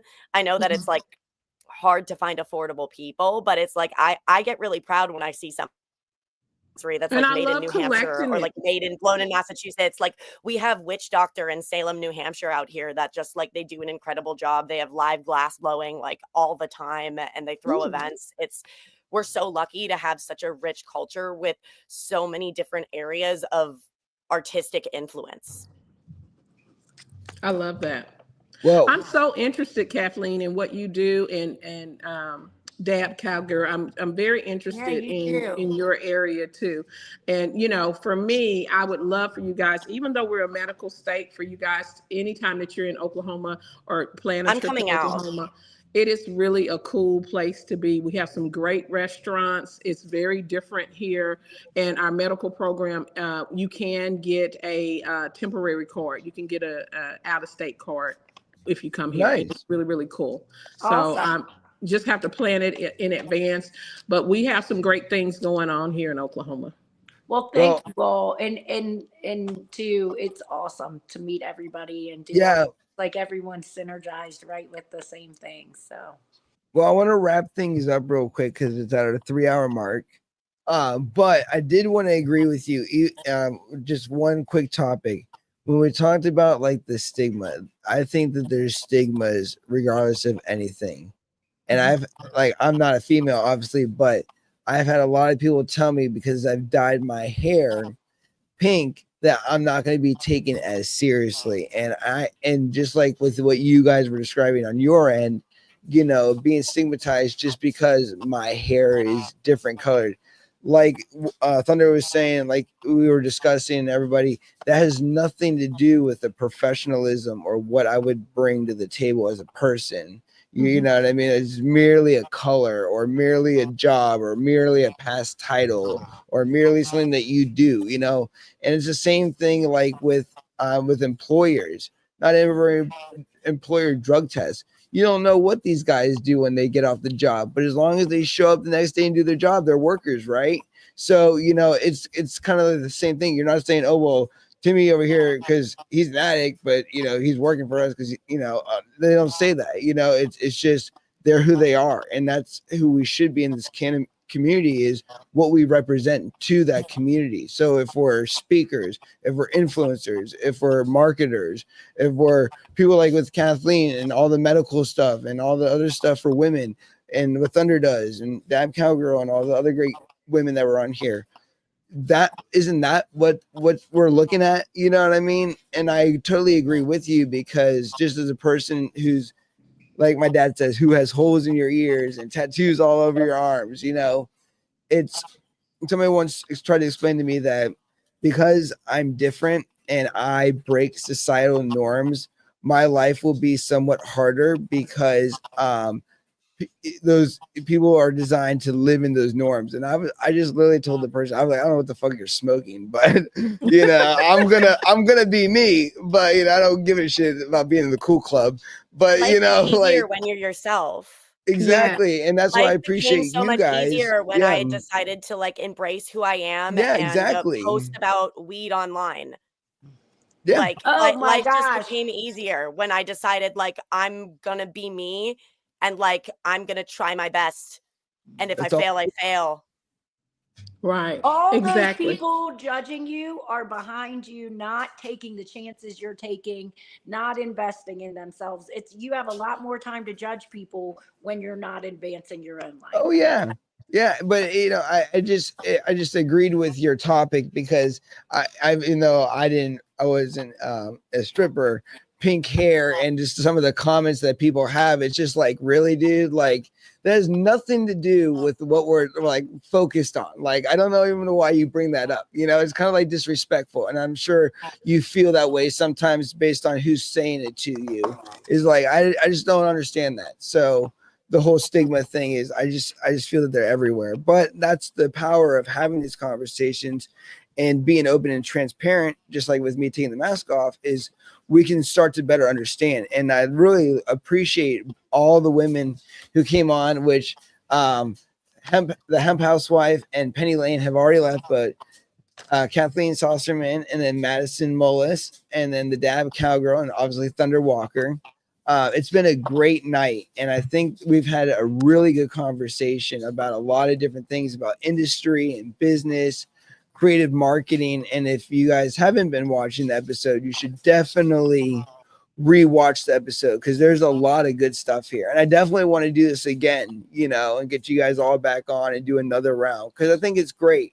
You know, there's not enough publicity of what we do independently. I think when we look at a community, we're labeled, oh, you're an influencer, oh, you're this, oh, you're that, but what specifically, voids and parts of the community that we discussed earlier do we carve out that truly make it ours? And I think everyone in this room, as and I know, have found a way to do that. And I think that's the most beautiful thing. And I really appreciate all of you guys for being on my show. And I just think the world and great things about all of you. And it's just cool to have you in my presence and to be a part of the narrative, because as Smoke Busters, I'm trying to turn myself more into like the podcast is cool for conversation, but I want to be on the forefront with media. And we were talking about earlier, taking what you already know and then applying it to the cannabis community.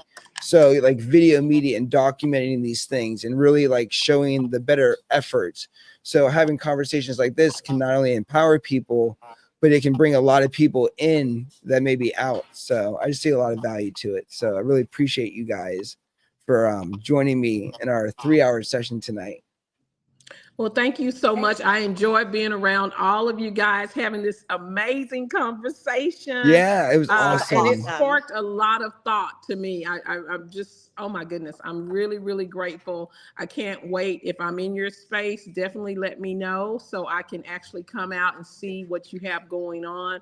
And I've always have room on my shelf for any woman's product. That's amazing. I'm not a woman, but that's amazing.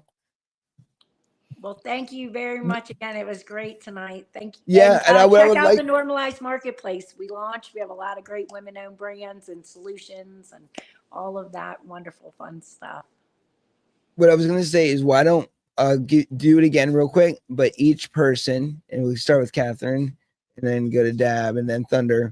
Just where they can find you and how they can support you. Just a little bit better plug so people can get you directly. Because I would love for all the viewers to find you guys in your spaces and amplify your reach and missions. So you can find me at I'm Kathleen Salserman on Instagram, but we have the Normalized Marketplace, which is just Normalized Marketplace, as well as on Instagram, LinkedIn, all the channels, all that kind of good stuff, as well as our 6% of proceeds go to our nonprofit Perepity, which is findyourperepity.com. We're looking for lots of experts and women-owned businesses to come help support other women. So fantastic. All right, next. Was I next?